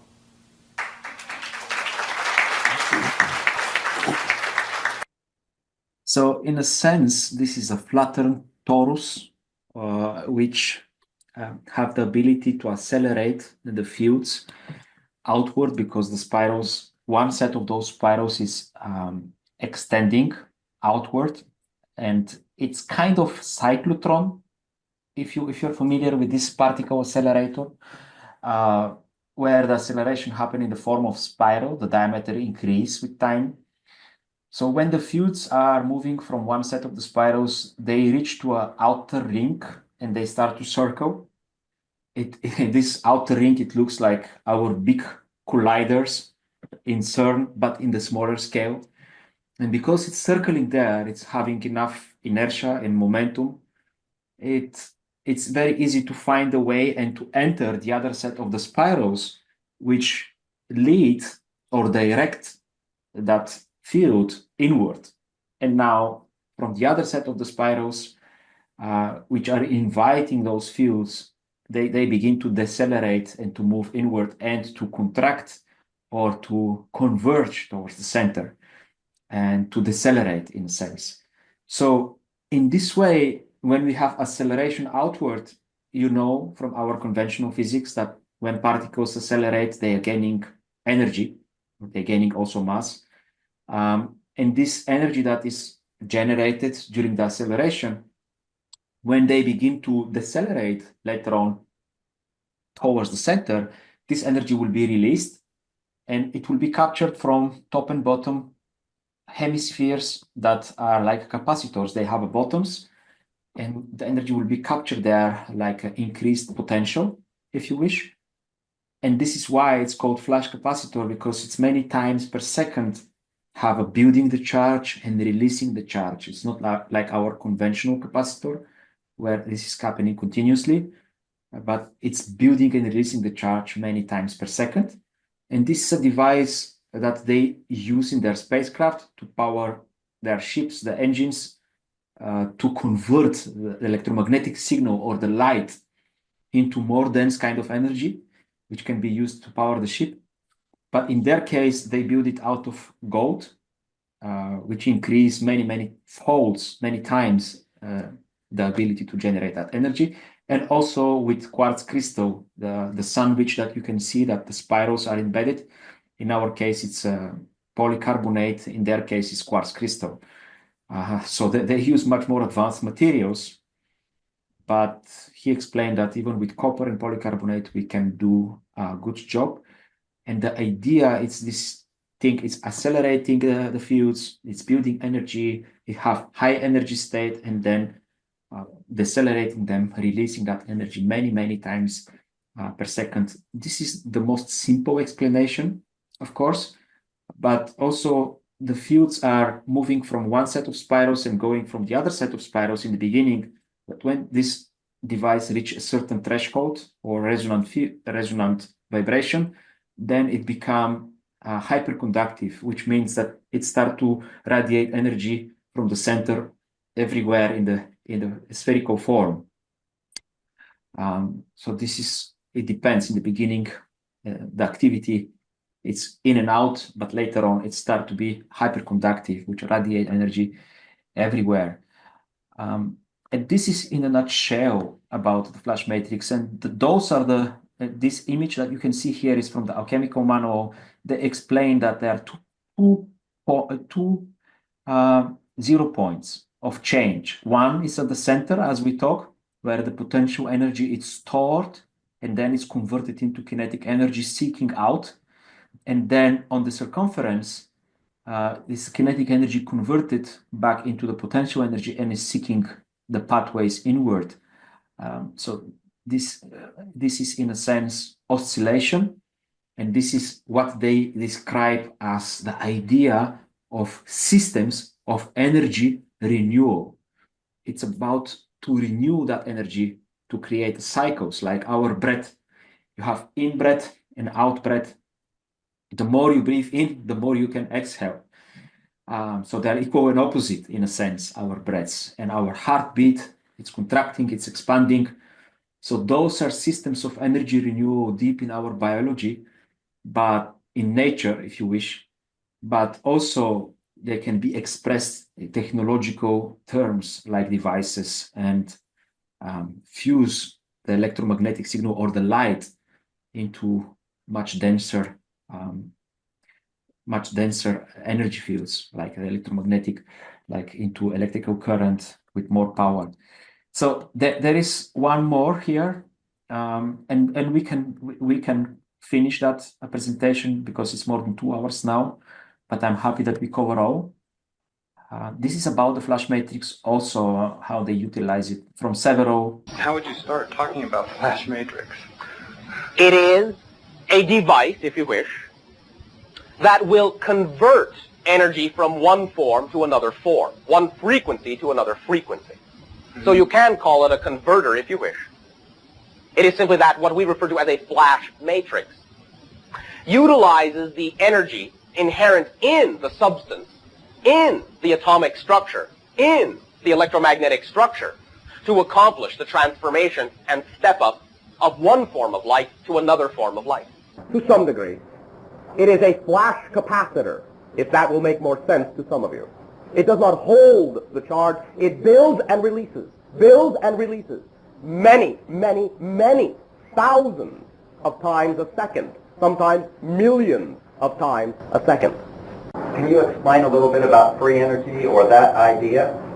It is a recognition, or if you wish, a tapping into the recognition that all matter is energy in a state of structured gyroscopic equilibrium. When you tap into that gyroscopic potential, that gyroscopic equilibrium, you can then create a flow of energy. This is what your scientists call an electric current in a certain direction, positive and or negative. These structures have been aligned to take advantage of what you might call a maximum effect of that gyroscopic equilibrium, to impart that energy in certain directions. They have been, in a sense, crystallized to become superconductors of the natural gyroscopic electromagnetic energy that results from the transformation of non-physical energy into physicalized matter.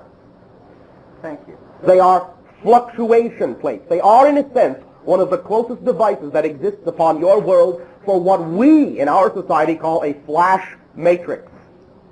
This flash matrix in our spacecraft is directly responsible for converting light into the type of microwave frequency energy responsible for powering our ships.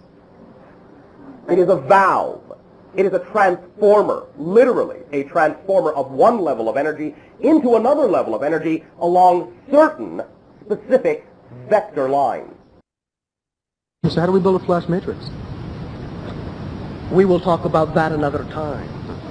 A flash matrix is a little bit beyond the technology that you have available to you at this moment, although there are rudimentary versions of this idea that can be discussed. What's it related to?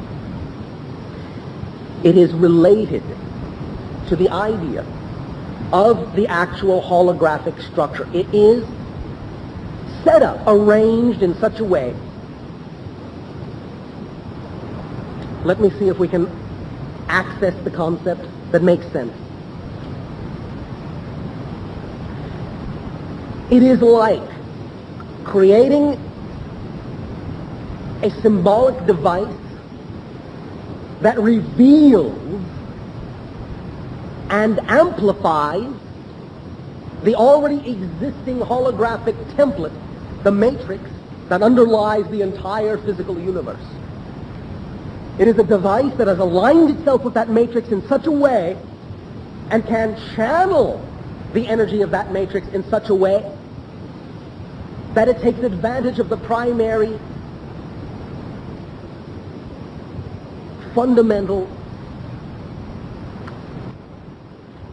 quality of the matrix to begin with. That is, its ability to be all dimensions at once. It is an arrangement of physical matter that amplifies the underlying matrix and reflects that amplification back onto itself in such a way as to create a point that is all dimensions, all at once. We will explain this in more detail at another time. So this point that is all dimensions at one, it's also dimensionless. This is a kind of power of paradox. And this is why those corpuscular fields, these corpuscles, they can be infinitely small, in a sense, like a Planck scale, because the point is generally time dimensionless. But even though it's dimensionless, it has a specific address in space. It's defined and has specific location, and it's defined by the spatial sphere around which it happens. So we can talk about this a lot more, but I just realized there is one very small slide that I missed, and this is for the scaling of the space-time antenna. Bashar explained that the space-time antenna can be used to power the entire Earth if we split in 48 locations, like the grid you can see in the image that I asked him. But also 3 of those devices, they can empower entire city or town, depends how big they are. But they can use also the flash matrix to be like a local stations, like a local generators, and not necessary to magnify the fields in a big area, but to tap into already existing energy fields and to be like a local power stations. Let me play this another 2 videos. And in order, we talked before that if we place 48 space-time antennas 30 feet tall in 48 position on our Earth, it would amplify and magnify the entire electromagnetic field of the planet, so that then we can have electricity from everywhere. Yes. My question is, do the space-time antenna need to be together with the flash matrix, again connected in somehow, or only the space-time antenna? It's required just be placed. Well, if you're going to utilize the idea of using them as power sources, then you'll need the flash matrix. If you're just using them to create a resonance in the electromagnetic field of the Earth, you don't need the flash matrix. So in a sense, only the space-time antenna can be used like a Tesla tower, like Nikola Tesla built, but in his tower, it was 57 meters tall. And in the last session, Bashar explained that Tesla now is in spirit, and he realized that those devices can be much smaller than what he initially thought. And in a sense, if we use just a space-time antenna and to create these 48 stations, they will be approximately 3,330 kilometers apart, which result in a 90 hertz frequency. The frequency needs to relate to the Schumann resonance, to the Earth 7.5 or 7.53 frequency, to be a harmonic of that, to be in alignment with that. And he explained that the fields also not only can be grounded into the Earth, like Nikola Tesla, he used very long grounding rods, like 300 meters, and not only be grounded and then through the Earth use it like a conductor, but also they go around the circumference and going back, creating standing wave. And this is what this kind of oscillation also, it's what allows to amplify and magnify these fields. So for those of you who didn't listen to the previous recording, the tower height that Bashar gave us, it's 10 meters. And the outer shell of those devices needs to be between 1.8 meters up to 3 meters in order to magnify that the entire electromagnetic field of our planet. When it's crystallizing and it's much denser, then we can use all sorts of ways to ground that current, that field to Earth, or different devices that are tuned in that frequency to siphon it, according to Bashar. So lastly, really last, it's the recording where he said that we are 80% ready. There's still one component is missing, which this component has to do with transformation of that energy and has to do with crystalline structures. He gave us a clue and hint that we need to explore crystalline structures resonant within crystalline structures in order to put something in addition if we want to siphon that energy. But what is also very interesting here is that we can use also acoustic. We can use sound in order to activate the space-time antenna. And because sound is also pressure wave, it's not just pressure in the air, it's a field pressure of space and time fields that can go through the materials. Even though the air cannot go through the shells, the space and time fields, when they're under pressure, they can go through all materials because every material is made out of them in a sense. And I'm going to run an experiment very soon when I receive the tools with sound, with acoustic, and see what's going to happen. It will be very interesting. So this is the last recording when Bashar is talking about that we are 80% ready, and this is a step-by-step process that he guides us. Until the flow is stable, until we have a stable flow that does not drop down, Yes. and thus then, once we understand that, we can solder them and we can make them permanent. Maybe. There again may need to be other things that are done before you permanently attach them. All of this right now is a testing phase to make sure that certain things are happening before you move to the next step. Okay. So we're building the components with you in order. And what you have right now is about 80% of what needs to be there. So he said that this is a testing phase to see that certain things are happening. And from my perspective, I believe that they observe also to what degree I'm sharing that information, I'm collaborating with other people, because this is one of these things that they see if it's happening or if it's not happening. And as well as many other things, like if you are ready, as a collective consciousness to embrace these technologies, because they require a lot of responsibility. You can do a lot of goods and a lot of bads. If you have a lot of power in your hands, you can leverage this power in positive or negative way, like we did with the nuclear power, with the atomic bombs and stuff like that. So it's about timing, he say. It's about timing, but it's also about how and what we do with this kind of information. This is also what they observe. So I'm going to stop up to here. Just want to share that with these tools that I'm waiting to make the acoustic experiments, we can work and experiment also the idea of teleportation that Bashar is talking about, and we can use it to determine the resonant frequency of some platonic solids and many other ideas. It's very exciting.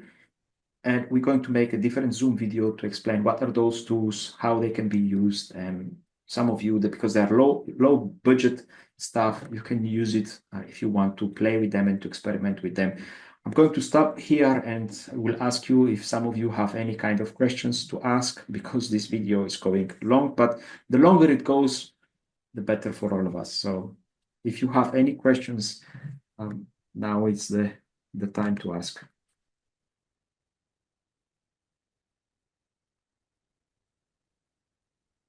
Maybe I can stop this. That was amazing. Yeah. Wow. That's so much to absorb. It's not so much any questions, and if anybody else does, I mean, you know, I think the hand raising works well. I just jumped in, so I apologize for. Yeah. But so much to process, and toward the end, it started coming to my mind an interview I did with Ross Hamilton. I'm in Ohio, the United States, Ohio. Not too far from Serpent Mound, and he spent a lot of time at Serpent Mound and just a lot of time meditating, and that's how he brought his information in. And it seems connected, like perhaps this has a lot to do with working with the energy of the earth, which I'm still absorbing all that you just brought through. But he was saying how these megalithic structures have conductive properties, and that the earth itself is in a magnetic field, but the magnetic field isn't spinning with the earth. So everything that's moving on the surface of the earth that is a conductor moving in a magnetic field, and that the poles of the earth are much like those electric poles as well, right? And so that the Serpent Mound had, I guess, dolomite, and so that creates, would build a negative charge that he said at one time there was some objects in the egg, like a standing stone with a gold box and a plate of some sort of silicone or crystalline plate that would resonate and create the sound energy that would activate it, and that liquid light or plasma would come down, and that's how the energy would transfer from the sky to the earth and resolve the difference. Yeah, if we know how to build this kind of, they call it circuits, how to organize this flow, we can create circuits, and they can create dynamic flows of energy in one direction or the other. That can be directional flow. We can create higher potentials and lower potentials, and then the energy naturally will flow from higher potential to lower potential. But it's very simple if we know how to do that. It's something that we already know, all of us. We have it deeply in our DNA inherently, but we just forget. We choose to forget for a certain while before we remember it back. And yeah, it's not so complicated. Once we understand this structure, how those principles are working, we can begin to do that, and it's not going to be so difficult. This is amazing. I'm so glad I recorded it, because there's so much information to go back and process. So yeah, I don't really have questions as much as that really was coming to mind, and I wanted to share it with you. I don't know if there's anything new, just not my knowledge, but passing it along. Yeah, it feels possibly related. Yeah, it's making a lot of sense. It's very interesting. That it's absolutely possible that I never thought about this. But yeah, if you have a stationary magnetic field and there is a relative motion, you generate, the Earth is rotating with 1,610 kilometers per hour on the surface tension, and this is a very high speed. But also, we need to remember that the Earth is rotating with 107,000 kilometers per hour around the sun. But this is not all. the sun and the earth is rotating with hundreds of thousands kilometers per hour around the center point of our galaxy. And this is a lot of motion. It depends to what you choose to relate to compare it. Because if you have force, you need to compare it to relate it to something to determine how strong it is. If to say that you are strong, you need to compare yourself with somebody that is weaker or stronger than you to have to make sense. So there are a lot of motions that are happening. Not only that Earth is rotating around its axis with 1,000 miles, but also it's 107,000 kilometers per hour around the sun. And all this is about, I think, 600,000 kilometers around the center of the galaxy of the Milky Way. And this happens for millions of light years. We're passing through different gradients of energy. They call it a time field and space field predominant sectors. And every time we enter into different sector, the life on Earth is changing. When we have dinosaurs and big animals and huge animals, that was a period of time when we enter of space field predominant area where animals and plants, they grow bigger because space field, it's in a sense diverting the gravitational field forces, lines which are time field predominant, and this allow for life to grow bigger and to expand. So and now we are entering actually in this kind of also new period, new era, if you wish. I believe, if I'm not mistaken, it's about 50,000 years, this kind of segment, which is relatively very small comparing with the millions to 100 millions of time. I don't know how long it was our solar system to make one rotation, one revolution around. But yeah, we can talk about this. There is so much information that I would like to share. I keep this for a very long period of time under pressure, like a time field of potential contracting on itself, building it, and now I feel that I want to explode and share it all at once, as much as I can, and this may create some kind of. I hope not to create some kind of rush or something like that. So everybody can absorb it in his own pace. That's why we record it, because maybe some of you prefer to watch it again in a different time and to absorb it and to do that. The same thing happened with the alchemical manual with this book. Maybe I read it 20, 30 times. Every time you read it, it's like a fractal. You're going deeper and deeper. You understand more. And because you understand more, you unlocked even different levels of the knowledge, because there are many different levels. You just dive like a fractal. And you need to be very patient with this and consistent in order to dive deep, because the knowledge, as they say in the book, it's locked behind a certain thresholds that you need to penetrate with persistency, with patience and stuff like that. It takes time because it's complex. And I would like to share all those with you, to communicate, to collaborate, so we have a better ability to put things together. Because every one of us have different information and can contribute in an extremely interesting way. Even though you may mention now something very small, this can lead me to make a research and to find something big, and we never know what's going to happen that way.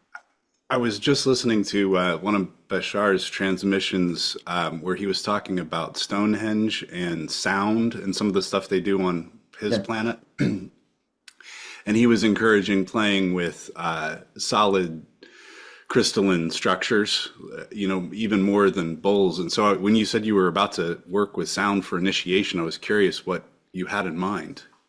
Oh yeah, I can share it with you. So far, I try to activate it with sound, but in the lower frequency range, which is what we hear with our ears, it's up to 20 kilohertz, and you can use regular speakers, but the speed of sound in the air, it's about 360 approximately meters per second, while in the copper, it's maybe 5,000 meters per second, very different.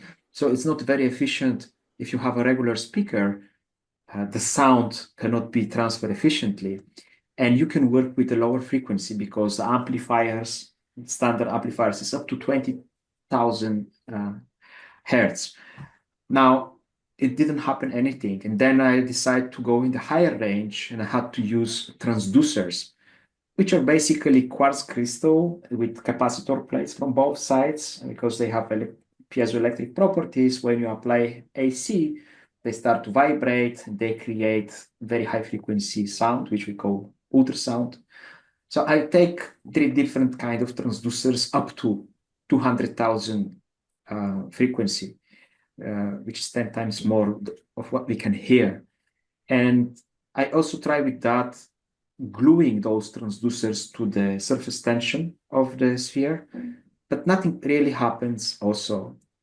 And I was pondering very long time why Bashar explained that it can do it acoustically. How? And a few days ago, I spoke with ChatGPT, and he said you can use contact speakers. I didn't know that contact speakers even exist. They're also kind of transducers in a sense, but they're working with a lower frequency range up to 20,000 kilohertz, and they can create the entire shell like a speaker itself. But here is the thing, here is the difference. Because when you use a contact speaker, you create the entire structure of copper acting like a membrane of a speaker. In other words, you make the entire shell like a speaker itself, directly infusing the sound into the copper. But you can work also in the lower frequency range. You don't have air like a gap, like an intermediate.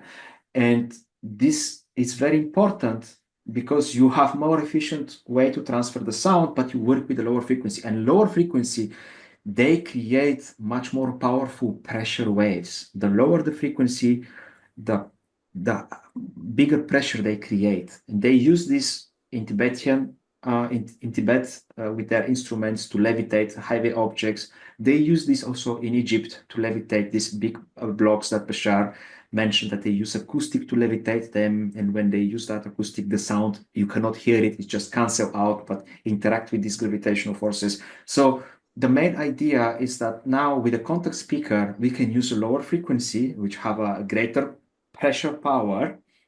And I'm talking about between 60 and 200 hertz, even 60 and 140 hertz, this range. But the sound will be directly embedded into the copper and make the copper like a membrane, taking out the air of the equation. And this pressure, it will be concentrated. The waves will be symmetric, they will be isotropic, they will go towards the center, their wavefront will decrease, and the pressure will increase, and the potential will increase when they're going towards the center. So this also can be converted into electromagnetic signal, because copper is conductive, and this pressure will result into current eventually. And this is very interesting. So also, in addition to that, we can use a contact microphone, which is amazing, because the contact microphone is very sensitive, and you can listen inside. It will be with, so the contact microphone, it needs to have audio interface in order, because it is a professional plug. And with a contact microphone, we can listen the sound with very high resolution. I'm talking about 32 bits with 400 kilohertz sample rate. So we can see very precisely the amplitude and the frequency in a very high resolution. And if there are many other sound frequency except the initial sound that we induce, we can see them very precisely inside. And the contact microphone is super sensitive. It has an adjustable in the decibels, the range. It is hyper sensitive. And this setup with a contact speaker, with a contact microphone, and with the audio interface, it's about $250, less or more. And it can be used finally to prove the concept for the teleportation, which Bashar is talking about, which is very simple. But it can be proven with those tools. I don't know if you're familiar with that concept. I don't know if you want to talk about that concept in this video. Teleportation, is that what? Yes, it's teleportation. Because they teleport. They Bashar and other civilizations, they have access to they're exploring about 5 galaxies in a nutshell, not only our, but 5 galaxies. And we're talking about light years long. But even the closest galaxy is many light years long from us. So you cannot move with the speed of light. With 300,000 kilometers, even if you move, you need thousands of years to arrive from one place to another. So instead of moving in space, they move the space within the object. So they have different perception of space. And for us, from our perspective, when you have this object in point A and then you move it in point A and point B, this is the same object in 2 different locations. Okay, this is how we perceive. And from their perspective, this object, when it's in a point A, it have a signature vibration which determine the different aspects of that object, different harmonics. For example, the shape, it has frequency, the mass or the substance which is made out of have different frequency, the color have different frequency, every aspect of that object have frequency, and the location in which the object is placed have also frequency. So when you place that object in the location B, this is no longer the same object from their point of view, but it's a completely different object because it have completely different locational vibration. It's like you painting the object with different color or changing the substance. It's so different when you put it in another location because part of that is no longer the same. So what they do is they isolate the field of this locational vibration. They isolate it in a spherical field and they impose a completely new locational variable on that object. They overwhelm it in a sense. And when they remove this isolation field, the object from point A appear in the point B instantly without traveling the intermediate distance. And he explained that even if the object is moving smoothly like our planes, it's not actually this smoothness, it's an illusion because the object passed through billions of parallel realities, like a sequence of very fast moving frames per second, millions times per second, but each frame is separate. So in a sense, it's teleporting billions times per second so quickly that you cannot perceive that teleportation, but for you appear to move smooth. The same way the light signal is moving according to the alchemical manual. It's not photons that are moving from the sun to the earth, traveling for 9 minutes, but instead they explain that this energy cascade, corpuscular field expand, corpuscles expand and contract, activating the adjacent one, and they, through resonance, activate each other, and this is how the energy cascade from one to the other, to the adjacent one. But it's not actually a motion, it's just perceived like it's illusion, it's tricking our senses. So in this way, if we use contact speaker and contact microphone, we can take a big plate, which needs to be at least 3 meters, and thus then attach them to that plate. And when you have a sphere, he explained that it needs to be a copper sphere or metal sphere. When it's touching that plate, then it will be together like an octave, together with that plate. And then what it will do, it will allow you not to move the microphone or the speaker if they are contact microphone and contact speaker. So you can play the sound, find out what is the biggest amplitude, find out what's the resonant frequency, and then move the sphere. It needs to be at least 3 meters away from the initial position in order to register better the difference between the signatures. And then when you do that, when you put it on point B, before you put it, you can record the sound that you impose. And then when you put it on the point B, you overwhelm that sphere with the same frequency from point A, and the sphere won't initially teleport, but it will start to roll. And he explained that we can use this in order to create motions, or to move objects by changing the locational variable frequency. So wow, that's awesome. but the main idea is that so many months I was puzzling this, because if you use conventional microphone and conventional speaker, then you have a sphere and you have microphone and speaker. If you play the sound and if you move the sphere, and then they have a relationship, they have a distance which you can change, and you cannot put them in the same distance in the point B. Whatever you put, it will be not exactly accurate. It will be different distance, different standing wave. It's very, very tricky, because if you move the microphone and the speaker, I believe that it will be not possible to create that. But with contact speaker and contact microphone, you are allowed only to move the sphere, and that will be the only difference in the equation. So you can register the frequency. Can I interrupt? Yes, That makes yes. sense. Yeah. Lovely. I would love to speak to both of you. Yeah. First of all, Krasimir, thank you so much for dedicating your time, your knowledge, your wisdom, and your energy, your passion, and your motivation, and more things I cannot name right now, which I'm feeling. So thank you so much for stepping up, your courage. Yeah. Yeah, it's also a bit of an edgy space to walk in when we look at our past. I know times are changing, so yes, to full disclosure. Yeah, I don't know if you're aware, there are military officials in America that are now working on making full disclosure a thing that is happening because times are changing and it needs to happen.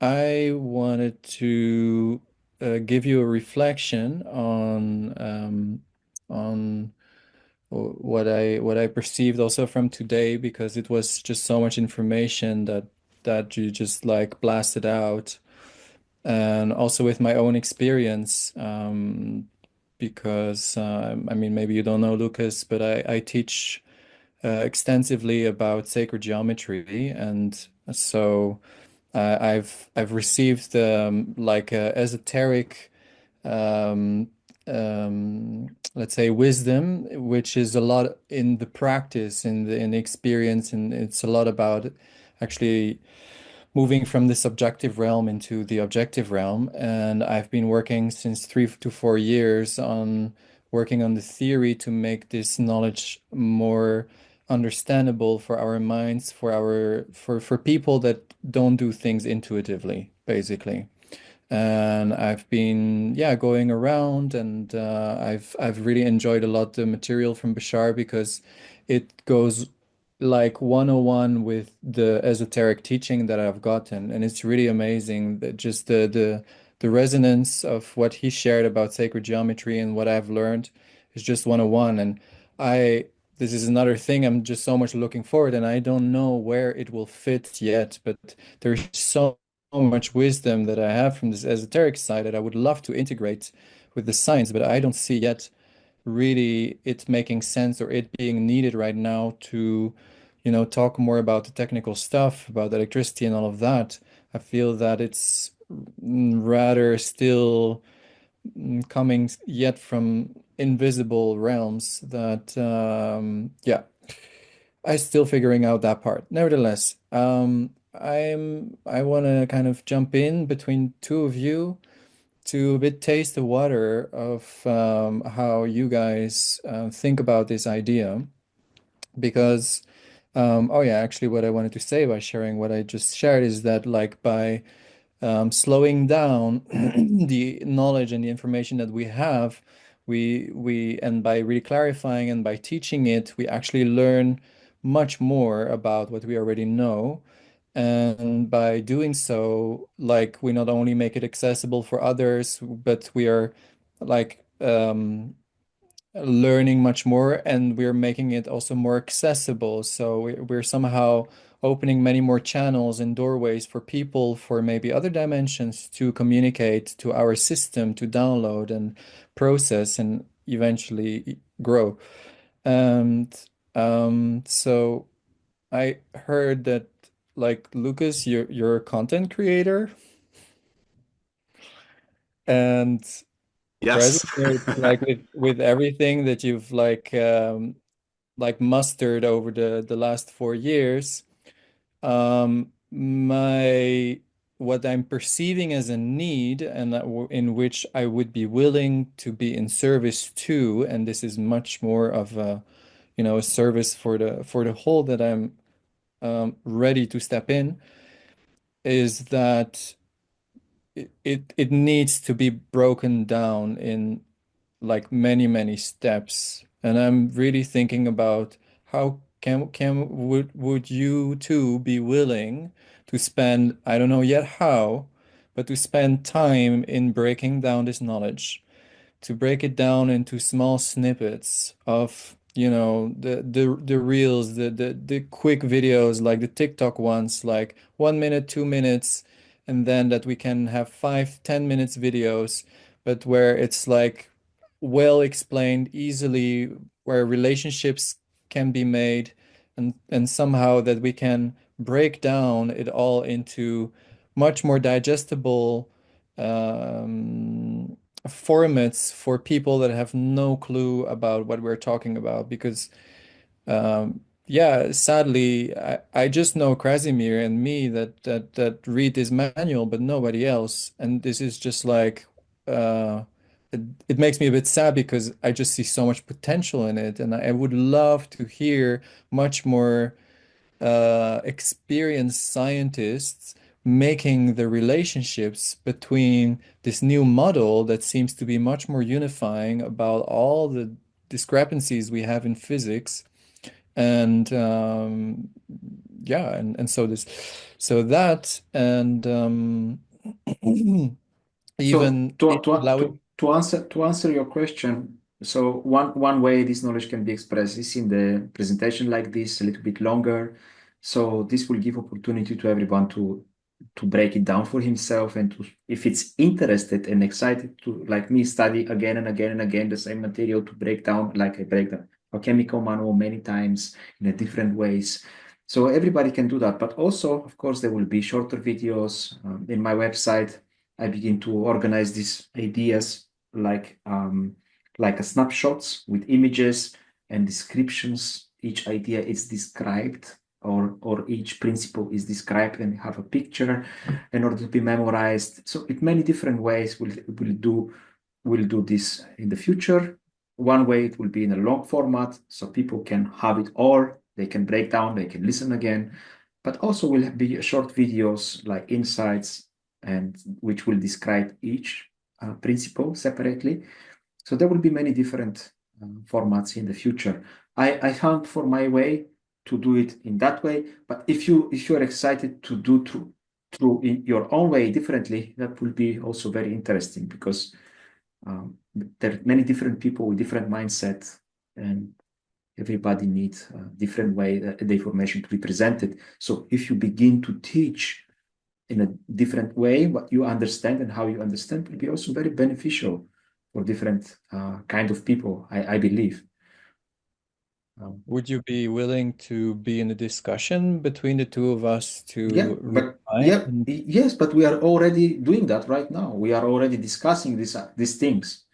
I know, but right now it's more like, you're presenting your 2-hour presentation. I'm coming with it and I'm asking some questions at the end, but I'm thinking more about taking some time aside, maybe just between the two of us, to have it kind of prepared, to ask certain questions, to make kind of a plan of how we can break things down. But this doesn't make you less, or in a positions that you are less, because even if you entering that conversation, this does not diminish the value that you can put here, because if you share your perspective, it will be equally valid, and it will contribute equally for all of those people who listen now and who listen tomorrow.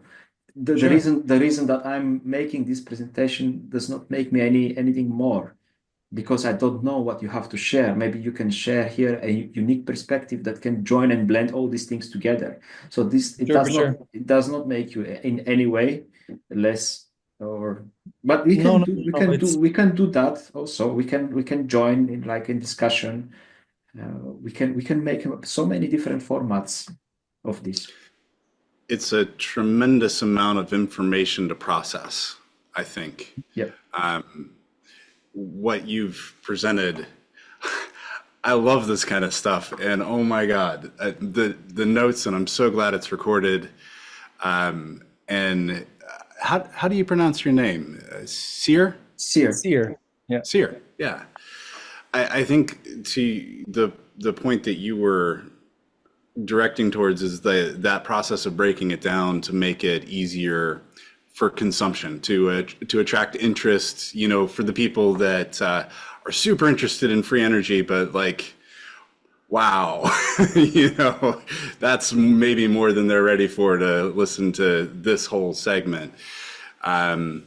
Yeah, I'm absolutely interested in that, and I'm currently focused on developing my relationship with AI to be able to process, digest, and reform information, and to also leverage that intelligence. All intelligence is intelligence, right? And to use AI's abilities to assist in the getting it out there, so to speak. So yes, that's what I am looking to do, and this is the vein that I want to do it in. So it's really exciting for me to be here with you guys. Yes, definitely. May I ask what tools do you using with AI? Because I'm also using tools like GPT and also Notebook, which is extremely useful to break down this information in different segments and to make it more digestible. It's extremely useful tool. If you are not familiar, it can break down. Yes. It's on Microsoft developing. So you can upload the content, and the way it breaks it down and systemize it for you to understand, it's amazing. I am not familiar with that. I just got a Linux computer put together, and I'm building it out to focus on AI and integrating it into what I do. But as I learn that, I'll teach it. But I'm still taking it in. But oh my God, everything is about to be possible. We are absolutely at a tipping point where if you can describe it, we can create the visuals to bring it to life. And it becomes so much more about what we can comprehend and envision, and the support to create it is rapidly developing. Yeah, absolutely. It's if you never use it, it's free, and if you upload PDF or some kind of sources inside, they can break it down, the content, and then when I ask him, I can see his perspective and compare it with my perspective and draw parallels, because maybe my assumption of that knowledge, I can interpret it in different ways, and when I see the interpretation of AI, it helps me really to find a balance and to see from different perspectives to enrich.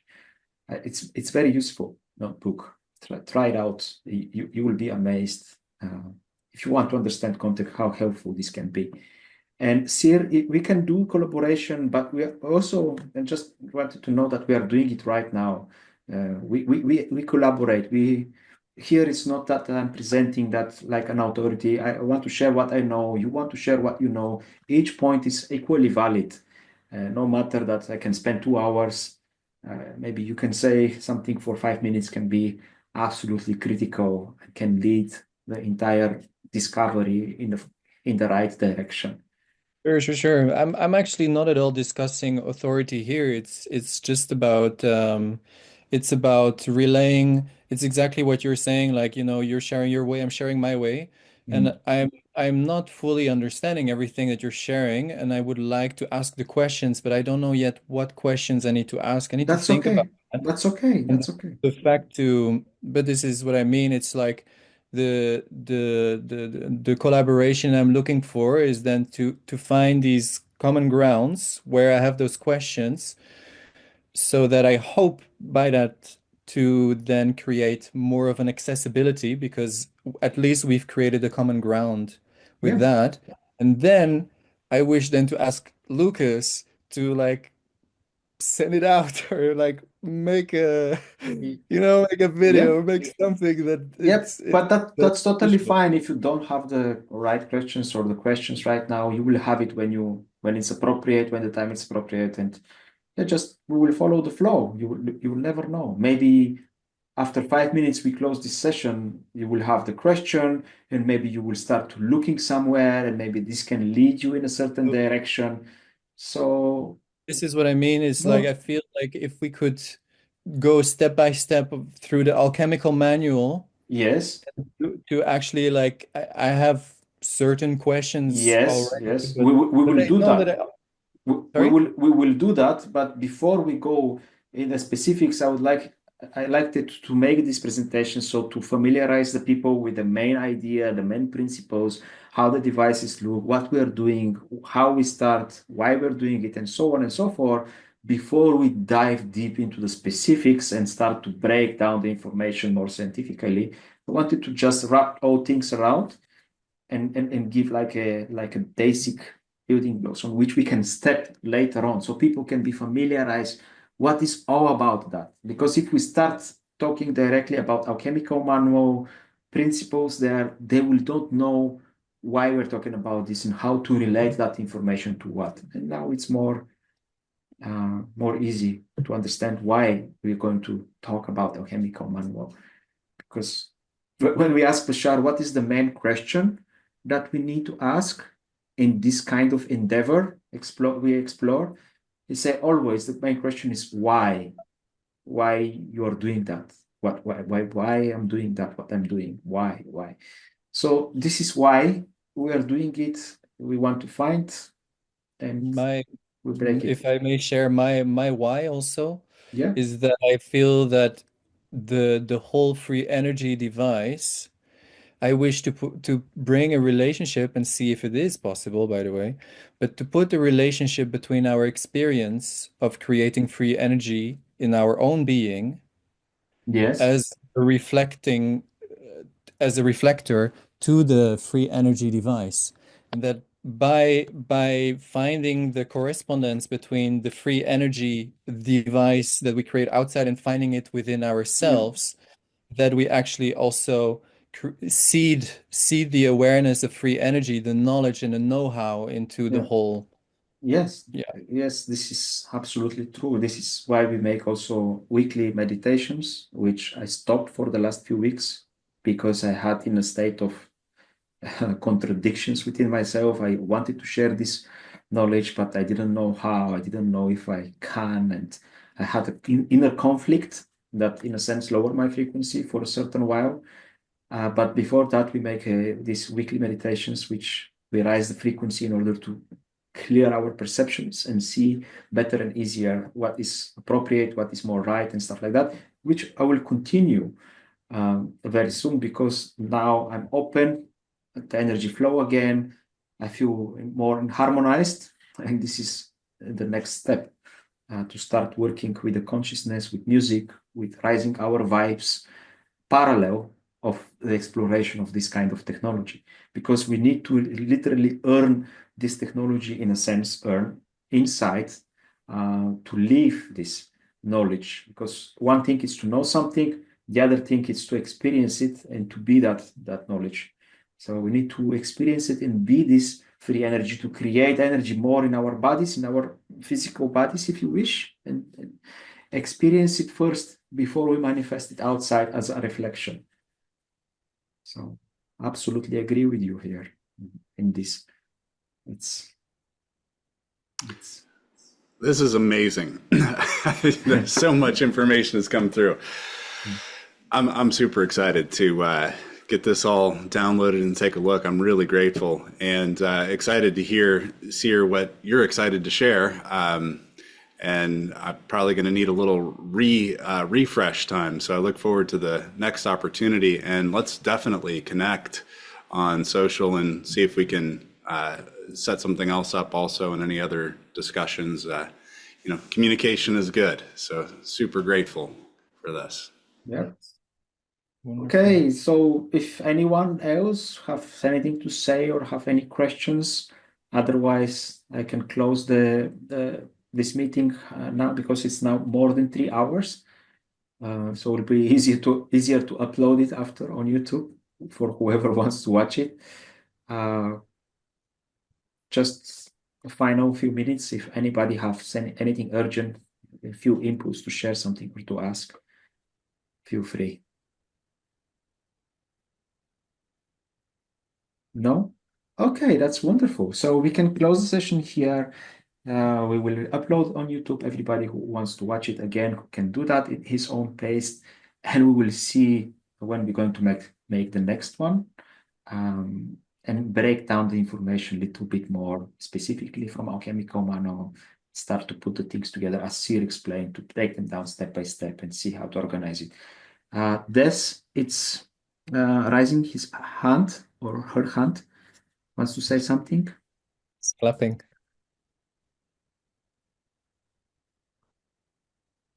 He was clapping with his hands. Okay. He said thank you very much. Thank you so much in the chat. Yeah, it's my pleasure, and thank you so much because you were patient enough to wait for me until I was ready, because I wasn't ready. So I need to thank you for that, because I kept this for long enough, but now it seems to be the right timing. So I really appreciate your patience and that you gave me this opportunity to share it with you and to collaborate in that way. So we'll see you on next Zoom. I don't know yet. Maybe it will be next Thursday. We will see. Maybe next week. Maybe I'll need a little bit more time. But very soon, as soon as possible, we make another one. We talk and we put things together. I will be very happy to hear the Sir input on things, how he perceived Alchemical Mano and stuff like that. So yeah, I will go very slow. Yeah, no, Don't expect for me that it goes doesn't matter. fast. You can reflect slowly but very powerfully, like a low frequency sound. So don't worry about this. Sometimes slower is faster. Okay, so see you next time, guys. I really appreciate each and every one of you, and until then.